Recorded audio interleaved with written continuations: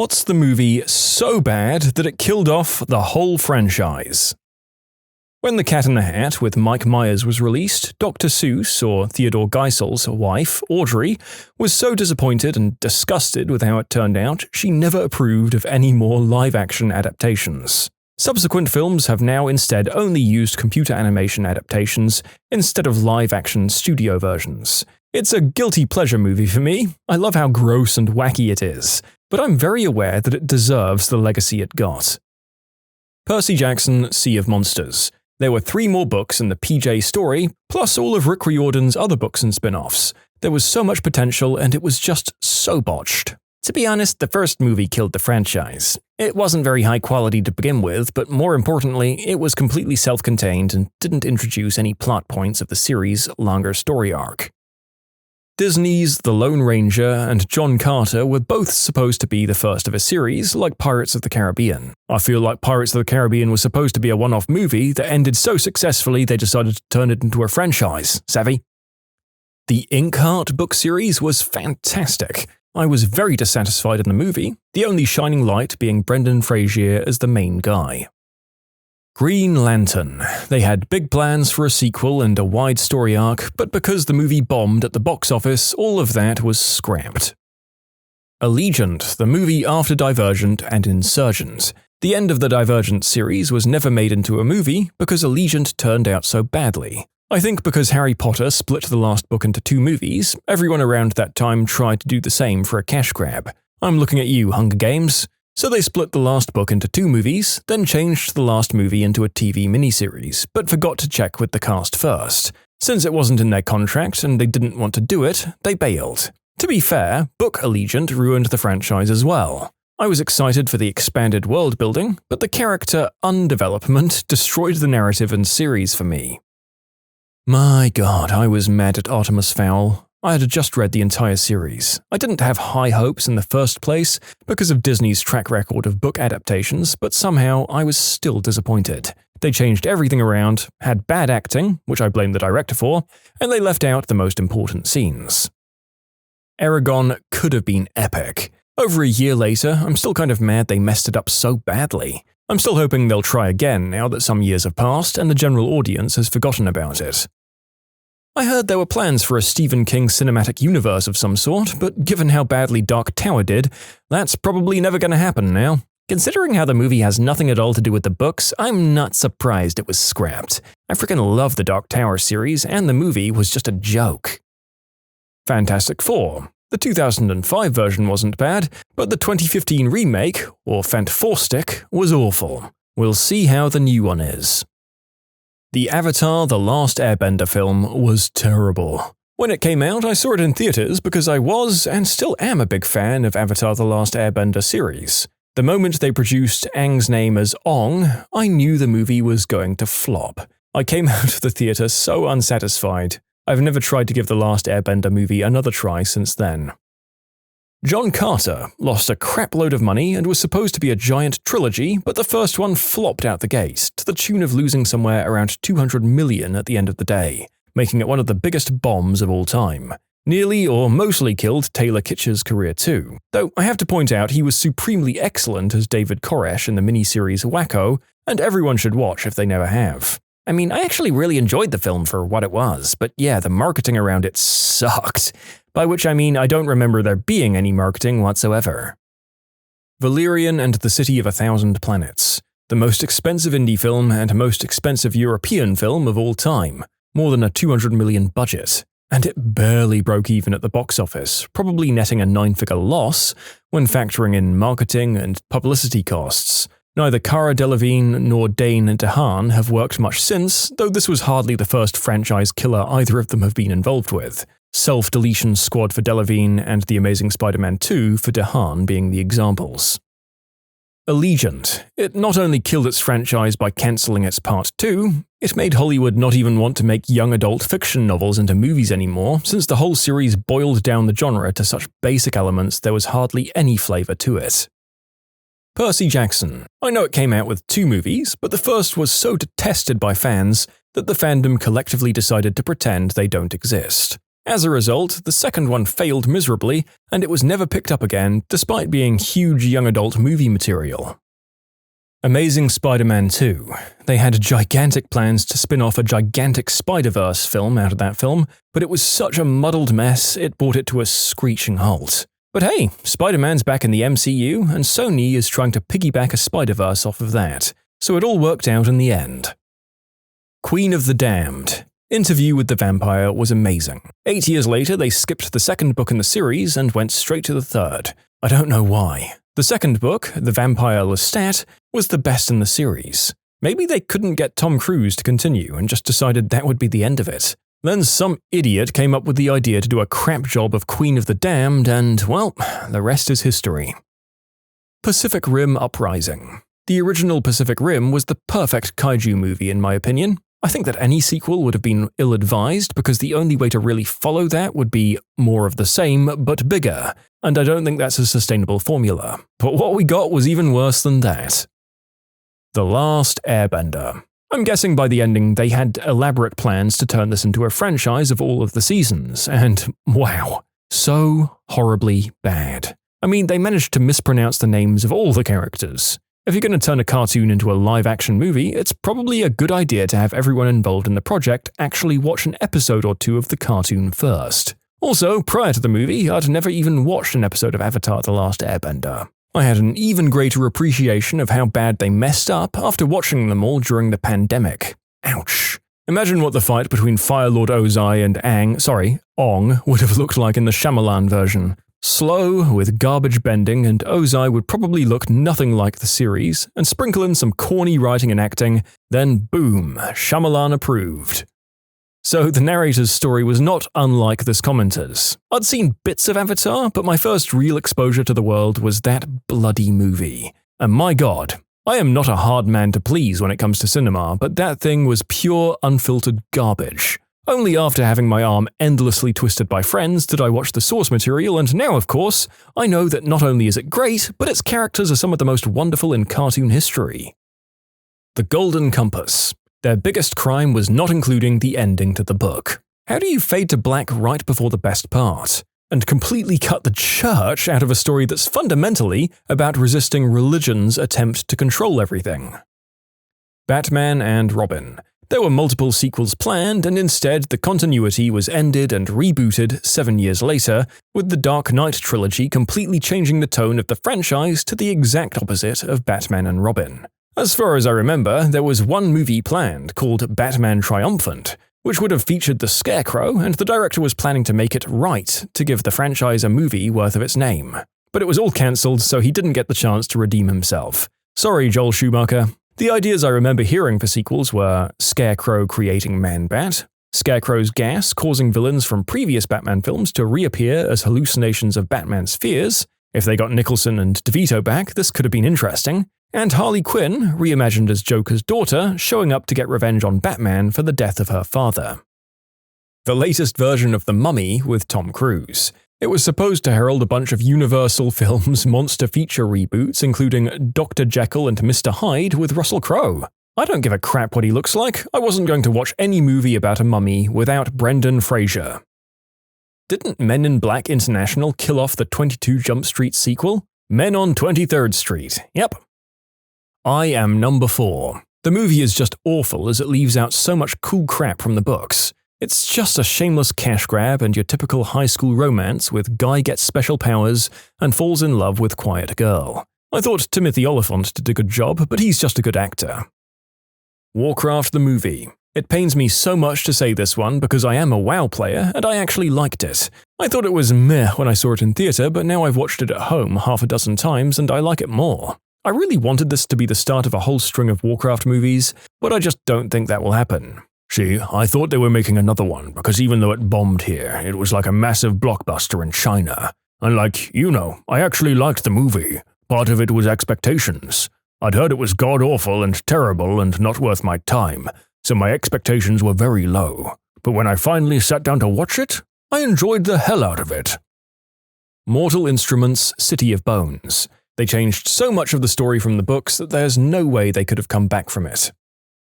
The Dark Tower. I tried to go into that movie with an open mind, knowing it wasn't going to be anything like the books. I really tried to give it a chance, but that movie is utter dog-doo. The screenplay needed to be written by someone that had actually read the gosh darn book.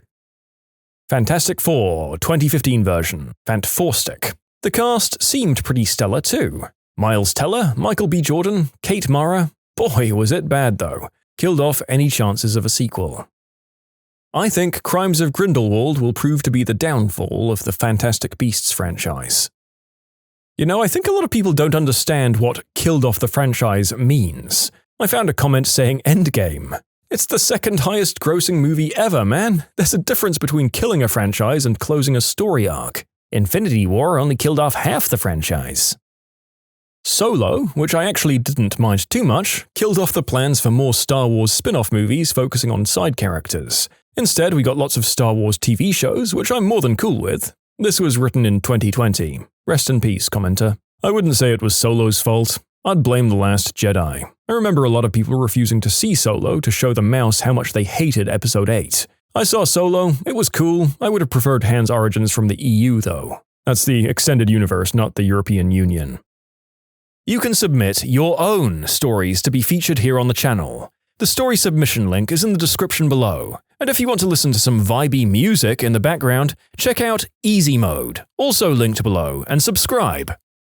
Eragon. It had 3 awesome books, it could have been the next Lord of the Rings, it had video games, and then out came that movie.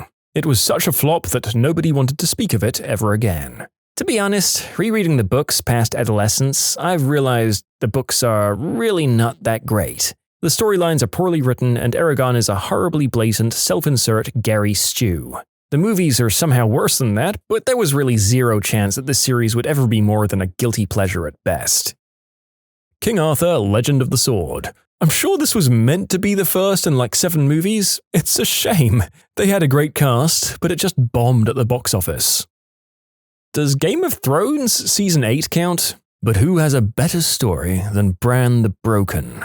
The boy who sat in a tree for like a whole fricking year. Hell yes it counts! I tried rewatching Game of Thrones recently and I just couldn't.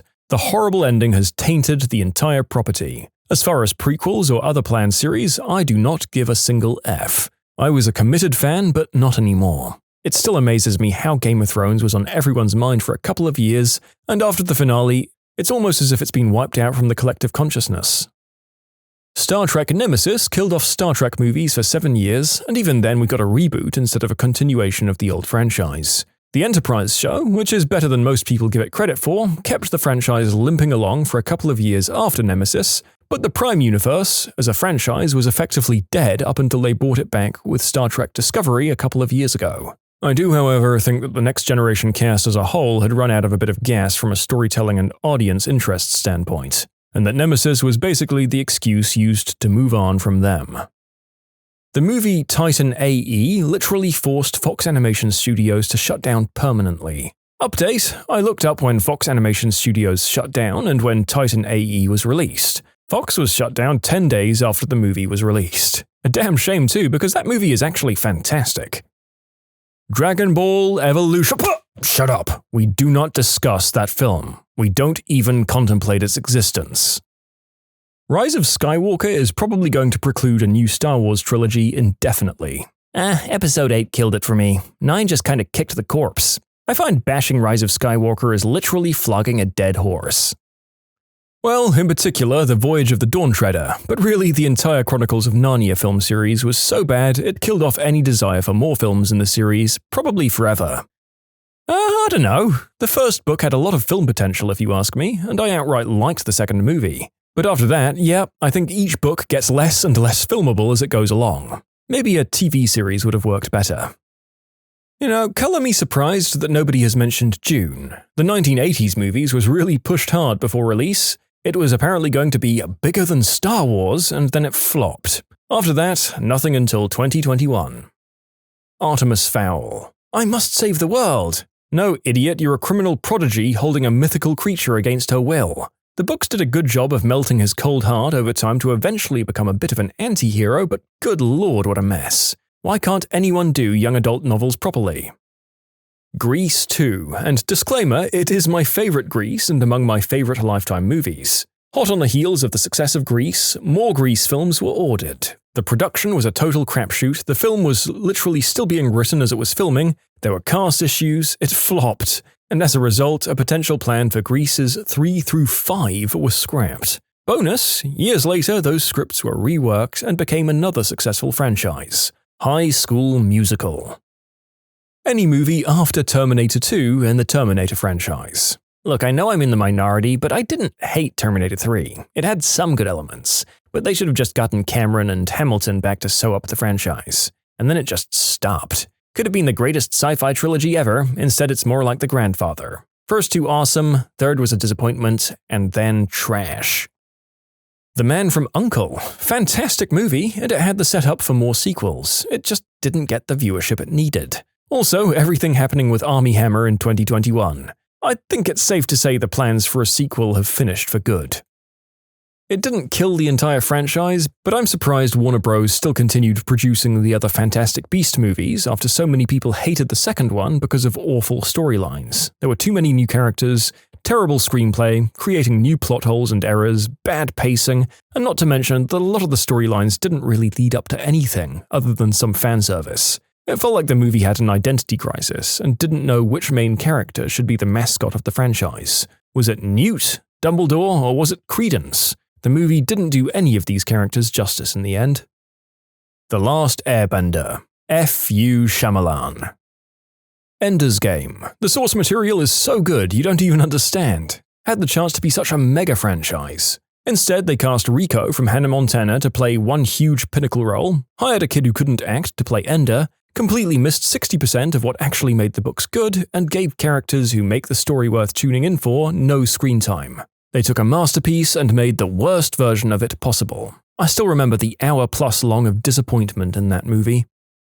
Solo. I've heard it's actually pretty good, but from what I remember, Disney did a real bad job of promoting it, combined with the recent backlash from The Last Jedi, and the fact that it was sandwiched in between Infinity War and Deadpool 2, meant it was basically destined to flop, and Star Wars hasn't since been able to really recover movie-wise. In fact, I'm pretty sure it's what convinced Lucasfilm to make the Obi-Wan adaptation a show instead of a movie. Ghostbusters 2016. It was so bad that the creators of the new Ghostbusters pretended it didn't happen. Sure, blame toxic masculinity instead of toxic lack of talent, toxic lack of ideas, or toxic femininity, or whatever the frick that would be. And sure, it's toxic masculinity, not toxic shameless cash grab. Now that I think about it, didn't actors and producers try to use toxic masculinity bullcrap to guilt-trip viewers for not liking the movie? If only they'd actually, written a script for it. Instead they just had the actors ad-lib everything and try to get it in editing. Even the original Ghostbusters would have sucked if all they did was put Bill Murray, Dan Aykroyd, and Harold Ramis in a scene and told them to make crap up as they went. Are you talking about the all-woman movie? I avoided watching it until recently, and to be honest, I'm not really sure it deserved all the hate it got. As a standalone movie, it's pretty good. I'm not a huge fan of Leslie Jones in her role. That was my only major issue. Chris Hemsworth as the ditzy man-meat secretary was hilariously good casting. I'd say that if people haven't seen it, give it a shot. They won't be making any direct sequels, but it's good for a laugh. The remake of RoboCop was absolutely terrible. They made it PG-13. That right there was the first sign it was going to be crap. They tried a PG-13 RoboCop already, and RoboCop 3 will be streets ahead of the remake.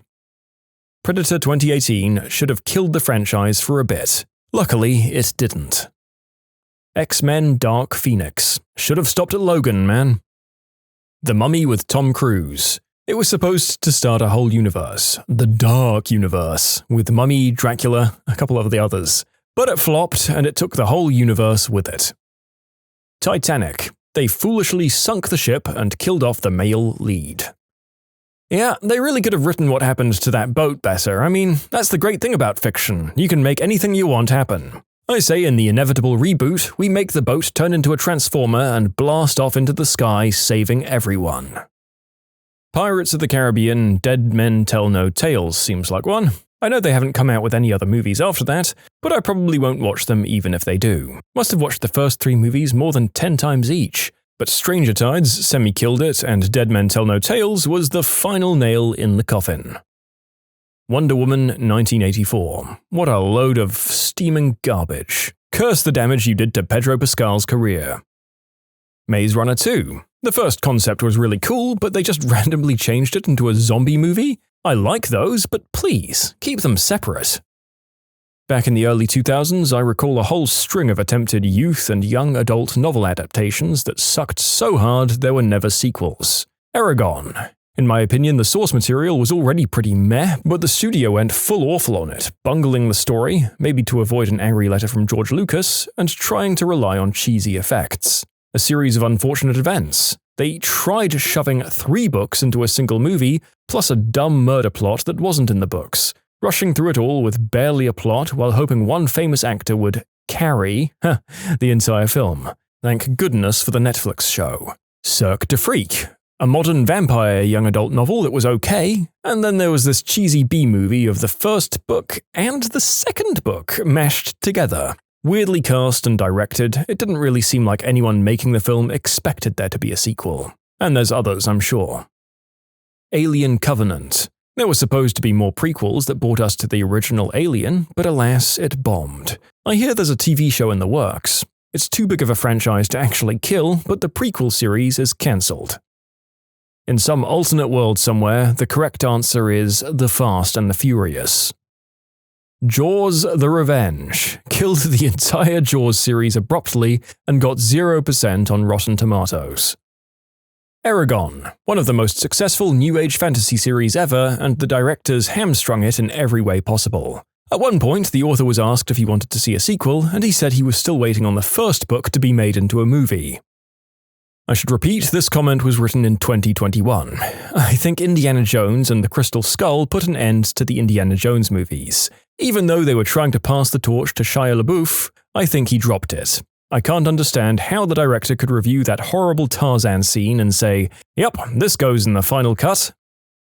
Every Hellraiser after the third one. The first was amazing. Second, pretty good. Third, tolerable only because of certain scenes. After that, complete crap show.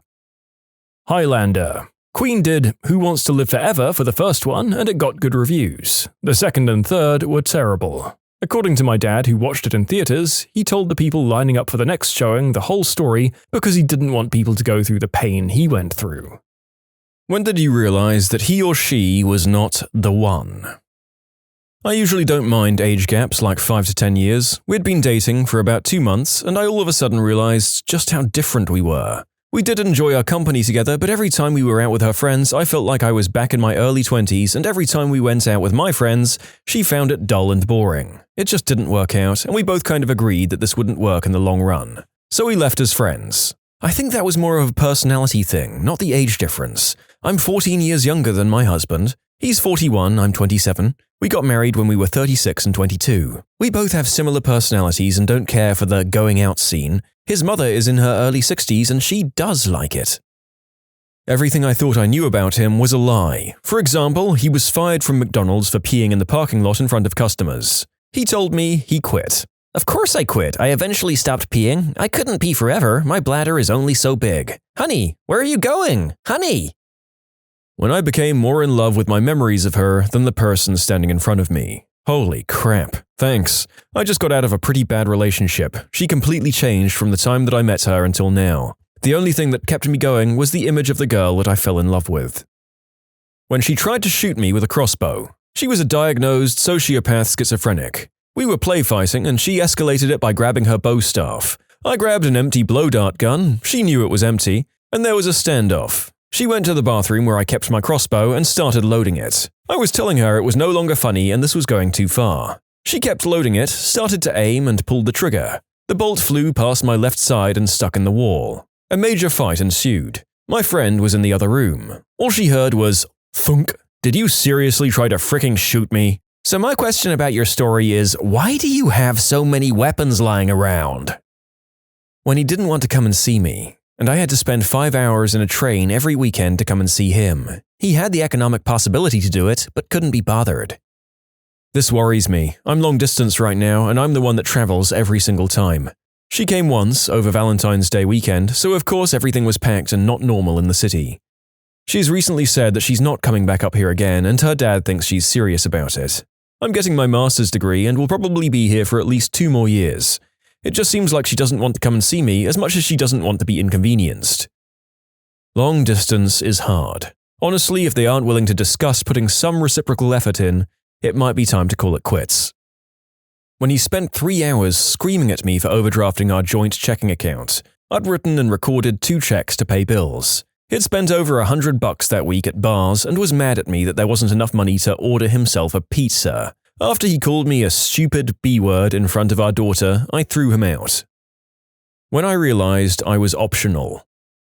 When we went on a trip that was supposed to be our best trip ever, as it's been 14 months that we were apart, and I just didn't feel like I loved him that much anymore. And all the jokes he said seemed so old and we just didn't click. He was once the love of my life, but time passes and I met more people and got older and realized that he wasn't the one I wanted. It sucks, but I can't help it. When I realized that when something fun happened, when I went somewhere or witnessed something cool, had new experiences, learned something and was enjoying life, he was never there. We had totally different interests. He was a nice guy and we had a peaceful life together, but the things I wanted to do weren't things he wanted to do. Now I have someone who loves the same kind of life I do. Still good friends with the ex though. It's odd, this can go the other way too. Had a few friends that were together and they did everything together. Eventually, she just got sick of never having any space, because if he wasn't there or she wasn't there, the person left behind felt left out. The breakup was pretty ugly there, though they seem fine now if they happen to end up in the same place. It's an odd balancing act, having space and time to be an individual, but not so much that you can never interact. I realized when he proposed. Context, he had just broken up with me. I realized it was a game and I called his bluff. When she was making dinner, she asked me to do the dishes from last night. We had plenty of plates left, so I said I'd do it after dinner, so I wouldn't have to do it twice. She ordered me to do it now and I said no, and she told me that either I'd do it now or get the heck out of her face, or she'd throw the boiling water with beans over me. That's when stuff kind of clicked and I realized I'd been living with a crazy lady for a while. We broke up a few months afterwards, but I hadn't finished letting her blackmail and intimidate me into giving up all my money and dignity yet. Context behind this question, I'm in that part of life where even after breaking my heart, I have difficulty getting over her and I still think we're meant for each other, despite me trying my hardest to be rational about the situation. I'm going to tell you all what someone told me after my first long relationship ended. I said they were full of crap then and didn't listen. I've later apologized to them. He or she is not worth it. If you aren't together, there's a reason. But there's no such thing as the one. There's just finding the one you can live with happily. I spent months pouting and crying and basically being a big witch to everyone, and in retrospect I want to grab my former self and punch him in the head. She wasn't meant for you, you weren't meant for each other, and by having your head up your butt about it, you're probably missing out on other opportunities in life. I sure as heck did.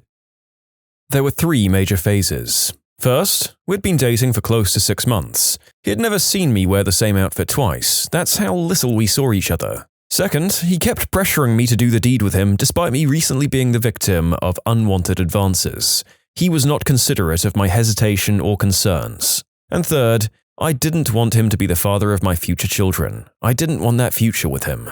So I broke up with him.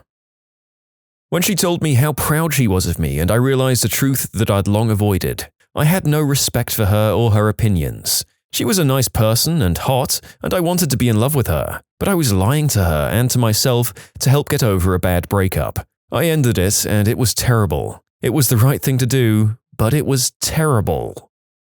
When she told me she hated girls and has no girlfriends.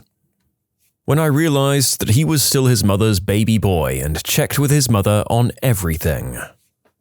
When she sat there telling me she couldn't put 100% into the relationship and that her feelings had changed. Once you hit that point, you realize the relationship will never be what it once was. I think it's better to be honest about those things. It sucks and all, but in the long run it's really for the best, even if it hurts on the moment. When she told me, I think we should see other people. Not sure if I'm reading too much into that though. I'd been miserable for over 2 years, but I guess I was complacent. Anyway, I think the final straw was when we went to Disney World during spring break week, and it was ridiculously crowded. She wanted to catch the train to the other side of the park, but the line was very long and I had to use the restroom, so I said, "Why don't you get in line, I'll run to the restroom really quick and meet you here." Fine, no problem. I got to the restroom and there's a line, so I waited, about 10 minutes, did my business and then headed back to the train line. She proceeded to make a huge scene, cursing and yelling, because I left her in the line alone and if the train had frickin' come, blah blah blah. It clicked right then and there that we were constantly fighting over ridiculous stuff and that I'd become so used to it that I just continually let it happen. I finished out the rest of the trip, fairly numb, but avoided doing anything about it for another 2 weeks or so. We had another fight over what to eat that night and I just snapped and ended it then and there. I'm not a very emotional person, but that relationship messed me up pretty good. It's been almost 2.5 years now and I haven't even attempted to go on a date since then. Only recently am I starting to warm up to that idea. My ex just smoked all day, did all sorts of substances. I'm not against it as long as it's in moderation. She didn't have goals for the future and that put me off. Yeah, that kind of complacence is hard to get past. It's one thing if someone is content to stay at home and further their knowledge through reading and different hobbies or focus on their family, but nothing gives us nothing in most cases. After 12 years of marriage and having 2 kids, he started smoking spice and smack without telling me. He choked me to the point where I started blacking out and I took out my pocket knife and stabbed him in the back to let me go. My survival instincts kicked in. When he got out of jail, he came by against the restraining order. And I swore to him I'd kill him if he touched me again. Then our 10-year-old approached me and told me I needed to divorce Daddy because if I'm dead on the floor, who's going to protect him and his 2-year-old brother? It broke my heart, but I knew it was time. He's getting served with divorce papers today. Frick. Good for you. You should be proud of yourself for getting out of that. You're setting a great model for your kids, despite all the crap I'm sure they've seen. When I realized I was suppressing my sense of humor to make myself more attractive to him. When she cheated on me with her 45-year-old fat balding co-worker with an ex-wife, a 14-year-old son, and a 6-year relationship with another woman because he's so present when we talk, it's just easy. Good luck with that crap. I was a few weeks away from proposing too. People lose their minds when they have midlife crises. Interestingly, several of her other co-workers reached out to me to say he's known to constantly hit on women at work inappropriately, and he's done this crap before. Part of me almost worries for her. Similar situation for me. Found out 5 months after the fact. 4 months after being talked into signing a lease on a house and 2 months after getting engaged that the ex flew to San Francisco for a business trip. Her response was to get mad at me and tell me that we were in a different place then and we weren't together. B-word, I dropped your daughter off at daycare the morning you flew out and 1 week later you talked to me about the house. Needless to say, engagement was off a week after I found out, moved out, and now have to pay 2 more months remaining on a lease to a place I no longer live in. Oh well, silver linings. Started dating a beautiful engineer with no kids and no effed up childhood and passed to end up screwing up the relationship. Don't worry for her, man, it only leads to doubt. You can submit your own stories to be featured here on the channel. The story submission link is in the description below. And if you want to listen to some vibey music in the background, check out easymode, also linked below, and subscribe. When he stopped caring about himself and gave up. When she said the following, I can't wait till I'm old enough to have kids, I've always wanted kids, which rings true for me too, but I don't want you to be the father of my children. I still want to be with you, but I don't think you're father material. We had been together for over a year. We went through the drive-thru at Crystal and she got mad because I asked for my burgers with no onions or pickles. She said I was inconveniencing her. I told her that I didn't love her anymore and broke up with her that day.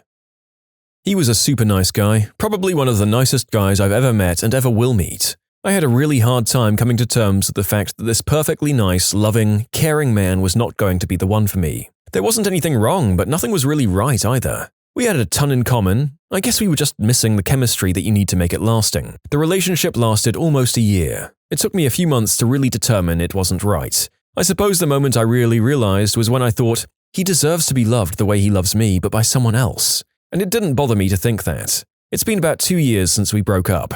He's in a very loving relationship now, and I couldn't be happier for him.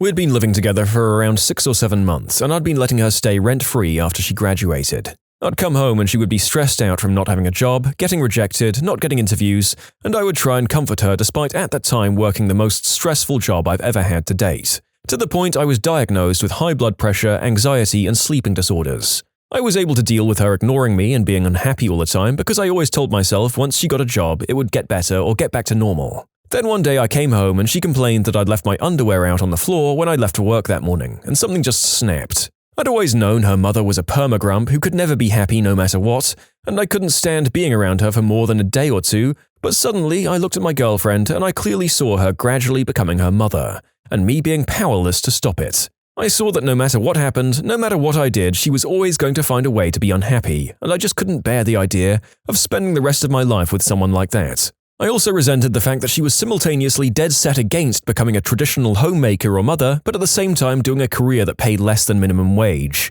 In essence, she just couldn't have been more useless to me if she tried. I wish we had had more time to talk about these things. I wish I could have articulated all of this when we were still together instead of years later, after a great deal of soul-searching. But alas, I needed hindsight before I realized a lot of what I was feeling and thinking. Thanks for letting me get this out. This feels so good to talk about. Thinking more about it, I never feel like she was wrong for not wanting to be a traditional homemaker. I just feel like she would have had to go one way or the other, and I felt like she was going to blame me for forcing her to, and ultimately resent me for it. The worst part was, that was exactly what happened in her parents' relationship, and that was why they divorced. When she complained about me leaving my underwear on the floor, I felt like I could have given her a mansion to live in and enough money to last the rest of our lives, and she would have still found a way to bring us both down over nothing. It broke my heart. I want to clarify something.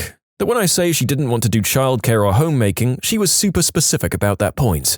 It wasn't just an offhand comment. In fact, every time we started talking about marriage, she would launch into a long spiel about the things she definitely wasn't going to do. I kinda go back and forth with this. What if she was? Don't do that to yourself, man. She's only going to hold you back when the one comes into your life for real. And if you're going to end up with her, it'll happen eventually all on its own. But don't let that possibility cloud your vision. For all intents and purposes, she was not your one. Honestly, when I discovered that he hated animals. I don't hate animals or even dislike them, but I would prefer to not have animals in the house that I live in. I just don't feel like having hair everywhere. Especially when I'm eating and a dog or cat comes by, I feel like there's a hair in my food or something. I love other people's animals, I just don't like animals in the house. Maybe a fish would be okay. Does this make me a butthole? When I went to her house one morning and she had a black eye. She said she tried to break up a fight that a friend of mine was involved in at a club. But later, a person I knew who worked at the club told me how she walked into the girl's bathroom at the club that night, shortly after the fight, and saw this girl punching herself in the eye. She had wanted the attention, I think. My good angel said don't stick with Mrs. Tyler Durden, no matter how sweet dat butt may be. That is a strange, strange level to go to for some kind of validation from your spouse. People are very strange, and I hope she's in a better place now. Was talking to my recently broken up with friend about this. I realized early on his girlfriend wasn't as smart as he was. And that's mean, and I do respect her, but the divide was significant. And mostly it wasn't that she was unintelligent, it was just that she constantly limited her own ability and relied instead on her prejudices and assumptions that were comfortable. Meanwhile, he's the kind of person who hears about something and runs to learn more, can have a thoughtful discussion and admit when he's wrong or when he didn't understand something at one point but does now. She's a great person, but because of the intellectual divide, the power balance of the relationship was horribly skewed. They went for about 5 years, but I think it shouldn't have lasted that long, and to be frank, they're both better off outside the relationship. When she cheated on me. Bum bum bum bum bum. Don't worry about it, Reddit. I dodged a huge gosh darn bullet on that one. When she told me her list of ridiculous fears, started wearing children's clothing, said she started seeing crap and began to suck on pacifiers, and showered less. I was 16 at the time, but still, that's not normal at that age. That's not really normal for any age. When she started doing the deed with someone else while telling me she was going to her friend's cottage. When she moved out of the house while I was at work, but still wanted to stay together, because there was too much me in our house and not enough her. When she threatened to turn my social worker mum into child protective services. She was one of the longest-lasting, highly respected counselors in our community. My ex-girlfriend didn't like her and was a major B-word. This was nearly 2 years ago. It's true that there are bat-crap crazy people who think it's okay to start crap with people for no reason other than their own bat-crap emotions. It's also true that there are a large number of people in caretaking positions who do it because it gives them power over people and allows them to punch down on someone more vulnerable than themselves. The truth in this case? Who knows? When I had to ask for compliments because the never-ending slew of funny insults about my looks and intelligence were beginning to really get me down, his only nice thing to say about me was, "You've got a nice chest." When she told me I wasn't the same person I was before I went to Afghanistan and that she didn't like the person I am now. We just got busy with stuff and didn't feel like putting in the effort anymore. It was a long distance, too. It's a real shame because she was a wonderful person. We still talk, though, from time to time, which is nice. When I realized he talked to me the way he talked to his mother, he didn't like his mother and thought she was totally incompetent. He chose the worst times to tell me heartbreaking things, telling me he'd decided, after telling me otherwise for 2 years, that he never wanted kids, on my birthday, on our way home from my parents, calling me names, ignoring me, refusing to tell me why he was upset with me, and making me cry on the way to my parents for a party, making me lie about why my eyes were all puffy and red. In the end, he cheated on me, and I tried to get over it, but after a few months I realized it wasn't worth it and that he wasn't right for me. We stayed friends until something big happened last year, and I just don't want that kind of drama in my life. I dated a lot of the wrong guys after that, but came to realize exactly what I wanted in a partner, and so I didn't settle for anything that didn't feel right. Very happy now that I found the right person for me. We're planning on getting married and looking for a house this summer. When she dumped me over religion. Rest in peace, awesome relationship. It had been coming for a long time, little things here and there. By this point in our relationship, I felt like I was her servant. I was working 2 jobs to support us. I regularly dropped her off and picked her up from school. We had 2 vehicles, but she didn't like that parking was limited, so she'd have to leave really early to get a spot. It didn't matter if I only had 2 hours of sleep and had to be at work in 4 hours, she got a ride. I doubt she ever fixed her own dinner or got her own beverages if I was home. Didn't matter what I was doing or if what she was doing was unimportant. I regularly helped her with her homework, not just a little either. I'd basically do the research, write the paper, and then spell and grammar check it after she edited it into her own words. I did all of these things for her, but if I ever tried to say no, she'd make me feel like I was lazy. Like I never lifted a finger. She was the hard worker, and I didn't love her enough to do such simple things. Eventually, I wised up and realized we were not good for each other. I broke up with her. Except I chickened out the next morning and apologized. We stayed together for another year or so until she cheated on me. We had been dating for 4.5 years. We were best friends and it was working great, and he was planning the proposal. We thought we had everything figured out. My mum took me on a 2.5-week vacation to another country to visit relatives. I got back to the apartment that I shared with him before he was due home from classes and felt panic when I heard his keys at the door. I wasn't excited to see him. It was weird. It's not like we hadn't kept in touch the entire time I was gone, and it's not like anything had changed. But for some reason, it was just weird. Some part of me just knew. I grew distant and didn't talk to him as much. He brought up my strange behavior about a week later, and another weekend after that, we broke up. He moved out. We don't talk anymore because he loves me and it would hurt him. But sometimes I miss having him as my best friend. What's being in a coma like, and how did life change afterwards? My friend told me that while he was snowboarding, he hit a tree, fell unconscious and was airlifted to hospital and in a coma for 2 weeks. While he was in a coma, he remembers walking in a field, a wolf by his side, walking towards a tree in the distance. For days, he wasn't getting any closer to the tree, then suddenly he and the wolf got closer and closer until they were at the tree. The tree was beautiful and it had a face, but the face kept changing faces, from people he had met in the past to people he met later in life. The tree reached its hand out toward him and was holding a key. He grabbed the key from the tree, held it to his heart, and the wolf disappeared. The tree disappeared and he woke up. He now volunteers in a wolf sanctuary. I can't remember where, but I've heard similar stories. People climbing stairs endlessly, trying to reach an island by a boat, waiting for a plane to land. Only when they got to the top of the stairs, reached the island or the plane landed, and they got off, did they wake up. Honestly, still feeling the after effects some 7 months later. I always feel high, like a piece of me is gone and won't come back. I spent the first 6 weeks after waking up wondering who I was. I've been diagnosed with depersonalization derealization disorder. Look into it, there's a lot of us out there. It's so hard sometimes to get through it. I wake up every morning wondering if I'm even real. No one understands and they just give me Xanax to deal with the panic attacks. Walking in woods really helps me a lot, and just trying to be normal and doing things you used to helps. But there isn't a day that goes by that I don't feel like I'm back at square one. To anyone else going through this, all I can say is stay strong. I remember someone saying that they felt the same way you do after a coma, and they felt like they were in that twilight zone you're in when you first wake up from sleeping. He went bungee jumping off a bridge and had a fear of heights, and he said it was like someone flipped a switch and he felt normal again after that. I was in a medically induced coma for 2 weeks or so, and I was on a crap ton of medication and had some horrible hallucinations, an experience I'm told by ICU nurses is very common.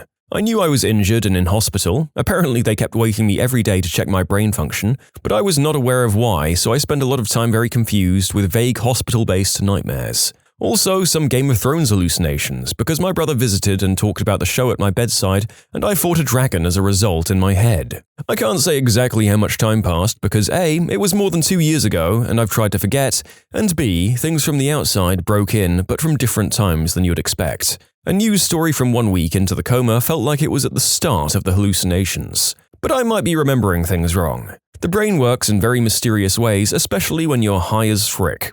I don't remember waking up or learning about my accident, though I've been informed I had to be told every 30 minutes or so for the first few hours I was awake, as I'd start to panic and be confused. I only remember the day after I woke up, when I already knew what had happened. I wouldn't recommend the experience to anyone, though I did later get a tattoo of a dragon to commemorate it. So far, medically induced coma sounds much less pleasant than the accidental sort. I suppose that in the greater scheme of things, it's probably better to have something like this be controlled, though.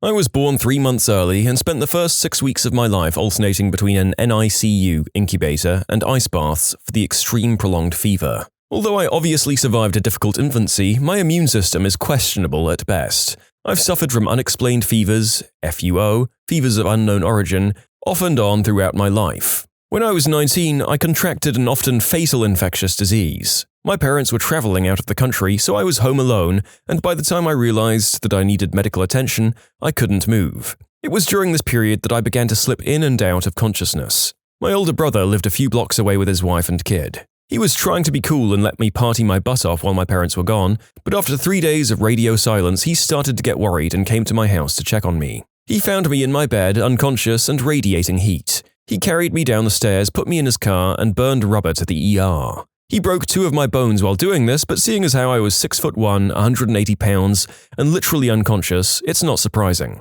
And before you ask, I have no freaking idea why he didn't just call 911 and let the paramedics do it. I was in hospital for 11 weeks, completely unconscious for 3 of them, and in and out of consciousness for 7 weeks. I have 6 or so extremely disjointed memories that, according to my brother and parents, take place over the next 3 weeks. One was of the sheer panic that ensued in the ER once they got a diagnosis and were trying to quarantine me and everyone who'd touched me. Another was of my parents standing over me weeping. There's absolutely no chronology to my memories themselves, but based on third-party accounts, I've been able to piece together the timeline of what happened to me. The moment that my parents stood over me weeping was right after the doctors told them to go home, get rest, and hit the funeral home the next morning to make my final arrangements. They were standing there weeping, trying to decide what to do, if listening to the physician was the right call. When I opened my eyes and looked around for less than 1 minute before slipping away again. That was all the time they needed to decide, screw that doctor, this is our kid. They never gave up and literally never left me alone again for the duration of my hospital visit.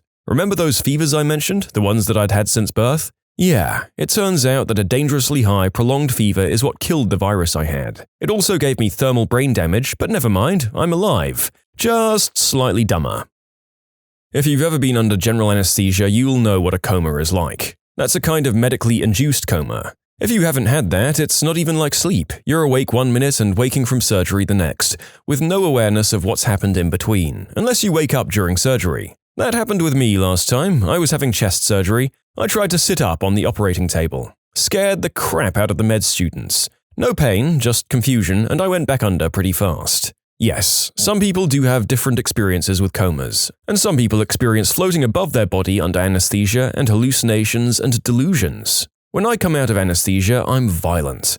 Everyone is different, but the majority of people who've been in comas say it's the same thing as going under for an operation. This is kind of what I thought being in a coma was like. When I had surgery, the thing I was most worried about was going under general anesthesia, just because I'd never done it before. I had the needle put into the vein, the nurses were all joking around, no, I don't care that the anesthesia I'm getting is the same thing that killed Michael Jackson. Then I was wheeled into the operating room.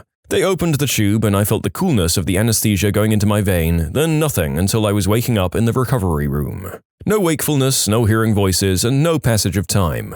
Simply nothing. Yeah, when I had my wisdom teeth out, my memory is exactly, so we're going to put this in your arm here and we'll put you under in a minute. The procedure went well. It was like I blinked. Kinda terrifying, actually. Like every moment I could just wake up and be somewhere else. I feel like it would be really, really confusing if you had accidentally gone into a coma. Holy crap, I never thought I'd tell this story. I was in a car accident at 19 and in a coma for 3 months. A couple of weird things happened. First, I was fully aware of everything for a couple of days before actually waking up. I couldn't open my eyes or move or talk, but I heard and felt everything. It was terrifying because I honestly thought it would last forever. After 2 days of this, I fell asleep, and when I woke up, I was fully conscious and never more relieved in my life. I thought at first that I'd just slept for 3 months, but after a couple of weeks of being out of the coma, I started having the weird, most vivid recurring dreams and flashbacks of literally being another person. I'd never experienced anything like this before the coma. I'd never had a recurring dream in my life, but since the coma, I've had the same 4 or 5 dreams hundreds of times, and in each one I'm the same person, but not me. They're freaky, and I always wake up panicked and often find out that I'm sleepwalking as well. And that also never happened before the coma. I'm pretty convinced that during the coma, I lived some other life in a super long and intense dream. It's the only explanation I can come up with. I definitely recall reading about a guy who was in a coma or dream and lived a completely separate life. When he woke up, he was devastated because he had had a whole family, wife and children, in the dream and then they were gone. I've had vivid dreams just when I was lying in bed with a fever, so maybe it's just the default screensaver of an inactive brain. Mine after 2 days were pretty intense and skewed my reality out of whack, so I can imagine a brain's creation after 3 months would be a pretty rough illusion to be pulled out of. I was in a coma for 3 weeks nearly 3 years ago, nearly dying several times from double pneumonia and a strain of flu that was killing younger, healthier people. I remember precisely nothing. Little flashes of faces and pieces of dialogue maybe. Everything I know about that period was told to me by my parents, boyfriend at the time, and doctors and nurses. Maybe some people can hear what's going on around them while they're in a comatose state, but I wasn't one of them. My mum talked to me the whole time and read to me, hoping I could hear. I actually brought a book with me to the ER since it's not like I was expecting the coma, so she found that and read from it. It was The Bedroom Life of Catherine M.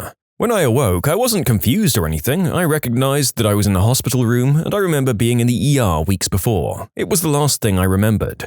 I thought maybe I'd been there a couple of days and had just slept off the worst of it. Then I saw the dry erase board on the wall in front of me where someone had thoughtfully written the date. My first thought? I'm so tired. My second thought? I can't move.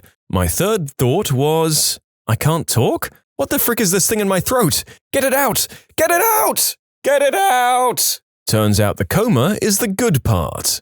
The recovery afterward, learning to walk again because your muscles have atrophied, waiting for your voice to come back because you've been intubated all this time, trying to pee without help, and oh man, really trying hard to not get depressed. That's the crap show. Epilogue, after I woke up, 1,000 doctors and nurses came in to gawk at me and called me a miracle because apparently that's how close I was to death. The ones that helped me survive kept asking if I remembered them, which made me nuts. Like, I know they spent their entire work shifts for 3 weeks with me, but I was comatose, so sorry, no, I don't remember you. You can submit your own stories to be featured here on the channel. The story submission link is in the description below, and if you want to listen to some vibey music in the background, check out easymode, also linked below, and subscribe. I was in a car accident when I was 17 and was in an induced coma for 2 weeks. I remember bits and pieces.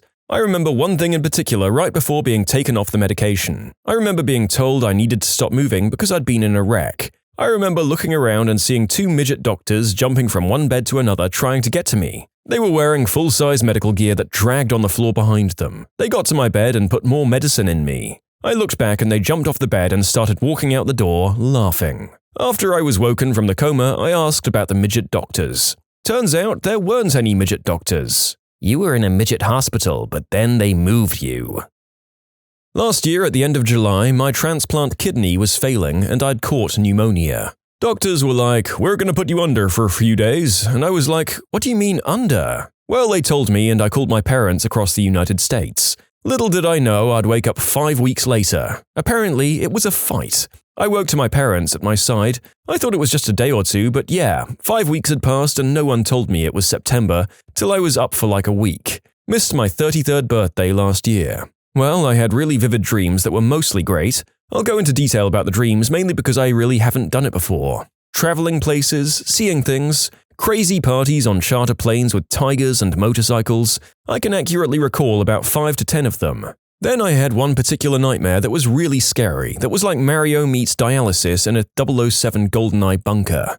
Mind you, my transplant kidney failed while I was under, so they had to put me back on dialysis without my acknowledgement. But that was the only part I can recall. I remember swimming somewhere tropical like Hawaii or something, and the water was really thick but I could still almost breathe. Then another one that was probably the strangest and most laughable. I remember being suddenly in some Asian skyscraper in some fast food joint of all places, trying to play this motorcycle game so I could win money to Uber back home. Then laughing to myself because that would take a lot of money to Uber back from Asia. That one was really weird and felt like Inception or something. The frickin' Matrix. In terms of input, two things stuck out.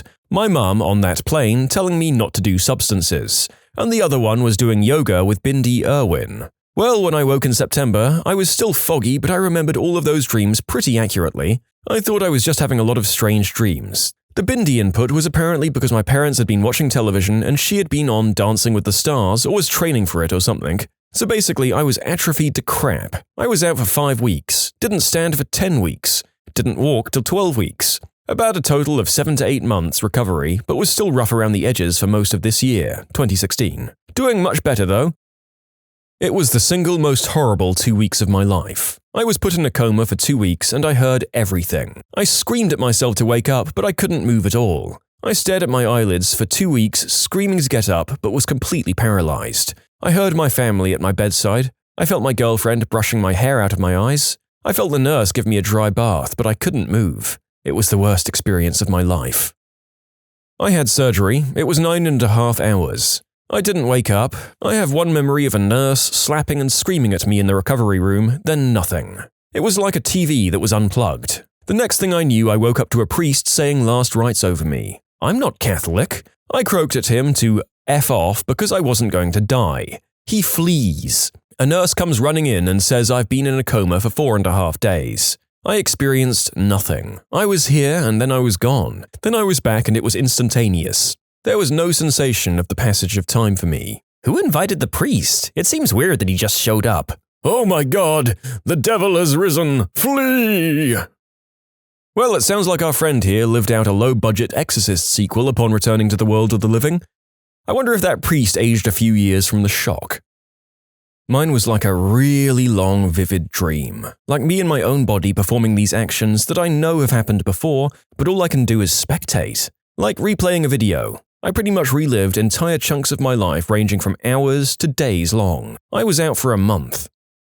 I was in a medical coma due to going septic from a kidney stone. Previous to the coma, I was basically in a room and every time I fell asleep, a crash cart and doctors woke me up. They brought me to surgery and I woke up a week later, but during the coma I was having a nightmare that was so real that when I did come out of it I was convinced it happened to me. I dreamt that I was transferred from the hospital to a doctor's house to recover. They had me in a recliner that I couldn't sit up from, and there was a fireplace with a TV in front of me. In the dream, it was someone's birthday at the doctor's house, and any time I called out to ask for help, I was treated roughly and rudely. When I did wake up, I noticed a few things in my room resembled the dream. The bed I was in made it nearly impossible to move. Although my legs were useless and I had to relearn to walk, the room had glass windows in front of me and on the side. And there was a nurse that I remembered that was the only nice person in my dream. My husband said that I seemed lucid and he would ask me questions and get answers. But I don't remember any of that. I went in the night of my son's birthday at the end of July and got out mid-August. It was hell.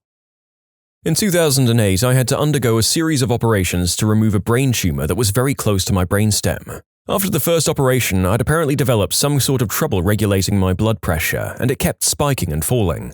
So the decision was made to put me into a coma. This has never been explained to me and my memories are very hazy. If any neurologists or neurosurgeons here could tell me the logic, I'd love to hear it. What I mostly remember is having a bad night where I couldn't sleep, because the nurse kept fiddling with my IV. My dad was there, but I had no sense of anything that was wrong. I was just tired. Finally, I fell asleep. When I woke up, I was very weak and sore. It felt like I'd slept for 14 hours, but it was something like 12 days. I have no memories of the interim at all. Just like surgery, 1 second you're there and 1 second you're waking up. You never even know that you're gone. In a weird way, this settled all of my fears of death too. Either the lights go out and we literally never know it, or there's some sort of eternal reward or punishment. If it's lights out, well, I've been there and there's nothing to fear. If it's a reward or punishment, Pascal's wager applies. Since there's no way to know which belief system is right, pick the one that works for you, don't be a butthole, and pray. Although I've never been in a coma, I did go through an experience which is one of the strangest things to happen to me. When I was 19, I visited my aunt during the summer holidays. I was playing my cousin's PlayStation, although I was tired from the journey since I didn't get any proper sleep on the bus and had been awake for over 24 hours. I suddenly started getting an epileptic seizure and fainted. My mum and aunt screamed and tried to wake me up. The neighbors came in hearing the noise and took their car to take me to the hospital. They brought me to the hospital and I didn't regain consciousness until almost 3 hours later. The crazy part is this, which my aunt told me later, was that when I lost consciousness, I was still able to get up, put on the jacket and get out the door and in the elevator, get in my car, sat on my way to the hospital, opened the door of the car and walked into the hospital before collapsing on the bed. I had absolutely zero recollection of any of this after I regained consciousness. I was in a coma after a car accident where I sustained a brain injury. The last thing I remember was pulling out of my friend's driveway a couple of times away from where we got into the accident. The next thing I remember was waking up in the hospital a few days later. No passage of time, no angels, no meeting with a god who sent me back, just literally nothing in between those two memories, just waking up in a hospital bed. On top of this, I suffered from anterograde amnesia for 11 months after the accident. Though I was conscious and functioning in daily life, I didn't retain any long-term memory. The last thing I remember, albeit briefly, is waking up in the hospital in July 2005. My next clear memory I know I remember is around the time I graduated high school in June 2006. I don't remember anything about my senior year. Sometimes people tell me stories about stuff I did, and it seems like it could have happened to me, but I don't actually recall it firsthand. My mum said one night I showed up at home with a ripped shirt and scratches, and someone's weave in my hand. No idea what happened.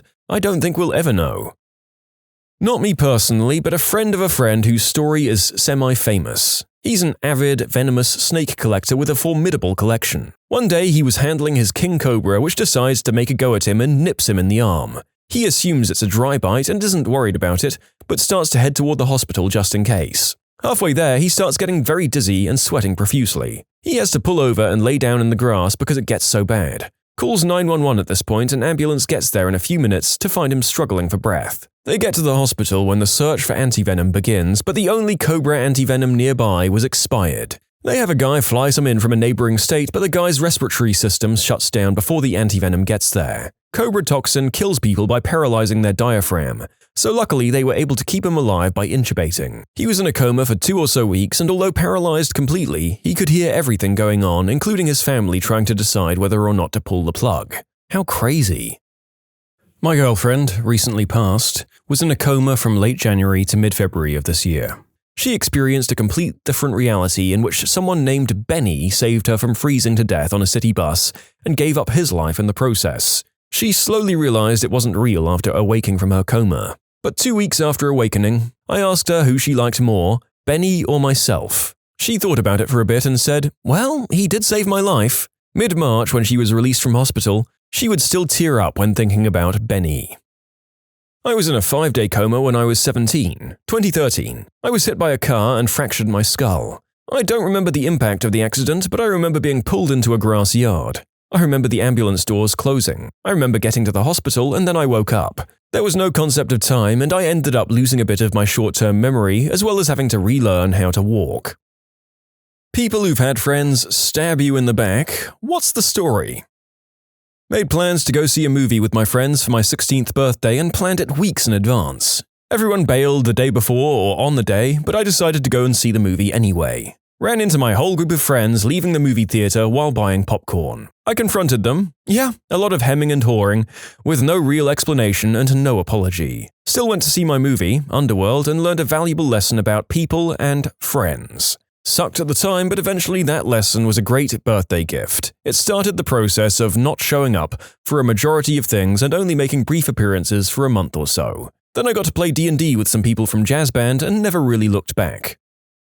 Best friend stopped talking to me after my dad died. Took the whole friend group with him. Apparently, I was too emotional. I was 13. Having my entire friend group walk away from me when I was in such a crappy place stuck with me forever. This was similar to my experience as well. I lost my father at 9 years old and all but one of my friends ditched me because they didn't know how to deal with a person in grief. I'm still close with the friend that stayed 21 years later. I hope everything is going well for you now. I asked 2 of my friends if they wanted to live together in college. Then one of them asked another person in our friend group if he wanted to join in as well. Then they asked another and another. And then once there were too many friends for one apartment, they dropped me out of it. No longer friends with any of them. Was kind of a wake-up call though, because I definitely gave way too much of myself to those people, not knowing I was the most expendable one. It really taught me not to put others on a pedestal and respect myself more, and has since led to me developing more healthy relationships that bring me a lot of happiness.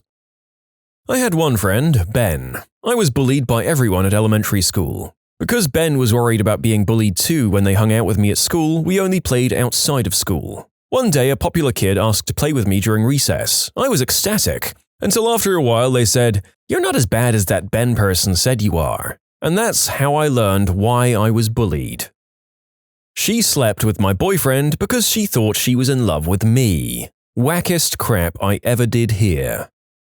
Well, they do say that if you do the deed with someone, you're doing it with everyone they've ever done it with. So in a way, she might have fulfilled a goal. Sucks though. I had my 17th birthday and invited my mates to go get a drink at a bar. Everyone accepted, but no one came. After a few hours of drinking alone and phone calls not getting picked up, I saw on Instagram that they were at an electro party having a good time. Apparently they were pre-gaming without me and spontaneously decided to go to this event and forgot about me. Everyone said sorry, but it still haunts me. Don't celebrate my birthday ever since then. I once had a really sad 25th birthday. I never usually celebrate them. Most of the time I just grab 1 or 3 friends and go to a restaurant with them. But this time I wanted to celebrate a bit bigger. I invited 3 different friend groups to a barbecue in the park. I honestly have no clue how this happened, but in the end I was the butt of every joke. Everyone just made fun of me the whole time till it got really annoying and even made a "you can't sit with us, we found new friends" jokes. I had a really hard time talking to anybody because no one really paid attention to me. So most of the time I was sitting alone on my blanket and just got made fun of when I wanted to chime in on a conversation. It was the worst birthday ever, and no one understood why I was so teed off in the end. I even told them the whole evening that they were going a bit overboard with their jokes. I mean, sure, it's nice having a different friend group connect with each other, but on my expense? Screw you. That's why for my 30th birthday I just grabbed 5 really awesome and good friends and went to the zoo. Several of my housemates decided to move to the West Coast after college. There was one who was planning on going with them that they didn't want to keep living with. They waited to tell her until after they'd driven out over spring break to look at apartments. In her car. Pretty gross, and it really messed with her. I was taking a culinary class with my buddy and he walked behind me with a knife and didn't say anything. I stepped back and got mildly stabbed in the lower back. After 10 years of friendship, you think you know a guy. Wait. Am I answering this right? I had a whole group of friends in high school who one day, out of nowhere, turned against me and brought the entire year group with them. No one spoke with me, were extremely cold for a good 6 months. I even got calls from one girl every day from a blocked number telling me to self-delete. It wasn't until a group project started and the group said the exact same thing. "Wow, you're really not like how your old friends said you were." They never told me what was said, so to this day I have no idea what the heck happened here. This happened to a friend of mine. We were friends in middle school but then went to different high schools. We're nerds, so we kind of expect abuse, but what he got there was vicious. I started dating a girl from his school, and upon finding out we were friends, she said, "Why are you friends with him? He does inappropriate things with kids." Turns out he certainly didn't, he was just gay. Someone spread this rumor as a hyperbole because he came on to her brother who's a year younger. People just abandoned all reason and chose to believe the delicious gossip. Been very good friends for over 2 years. Their roommate moved out and they asked me if I wanted to move into their spare room. I was very happy to live with my good friends and I did everything I could to be the best roommate possible. After 3 weeks, they found another source of income and kicked me out. First, they offered to help me find another accommodation, but the next day they changed their mind and just told me to leave by the end of the month. It was 7 days away. They didn't speak to me ever since. When we met somewhere in town, they acted like they'd never seen me before. I have no freaking idea what I did wrong. My friends told me to grieve better after my boyfriend died. Some people are just terrible with dealing with the grieving. They're great for a little while, but at some point it just becomes an irritation whenever it's brought up. Grief gives no Fs. It'll hit you, fade, hit, fade, and then mostly settle down. Then 7 Christmases later, it shows up in a panic attack. It's different for everyone and often very different for every death. A quiet girl I made friends with would only sit with me in class just so she could go snitch about me to my ex-friends. She'd literally sit next to me for 1 or 2 classes, randomly, and then go and sit with them. I called her out on it after she came to sit next to me and told her, "Why do you even bother sitting with me when we just know you're just trying to get crap to talk about me with them? When I come back from the bathroom, you'd better go sit somewhere else." I was usually very quiet, and that was the first time I'd stood up for myself.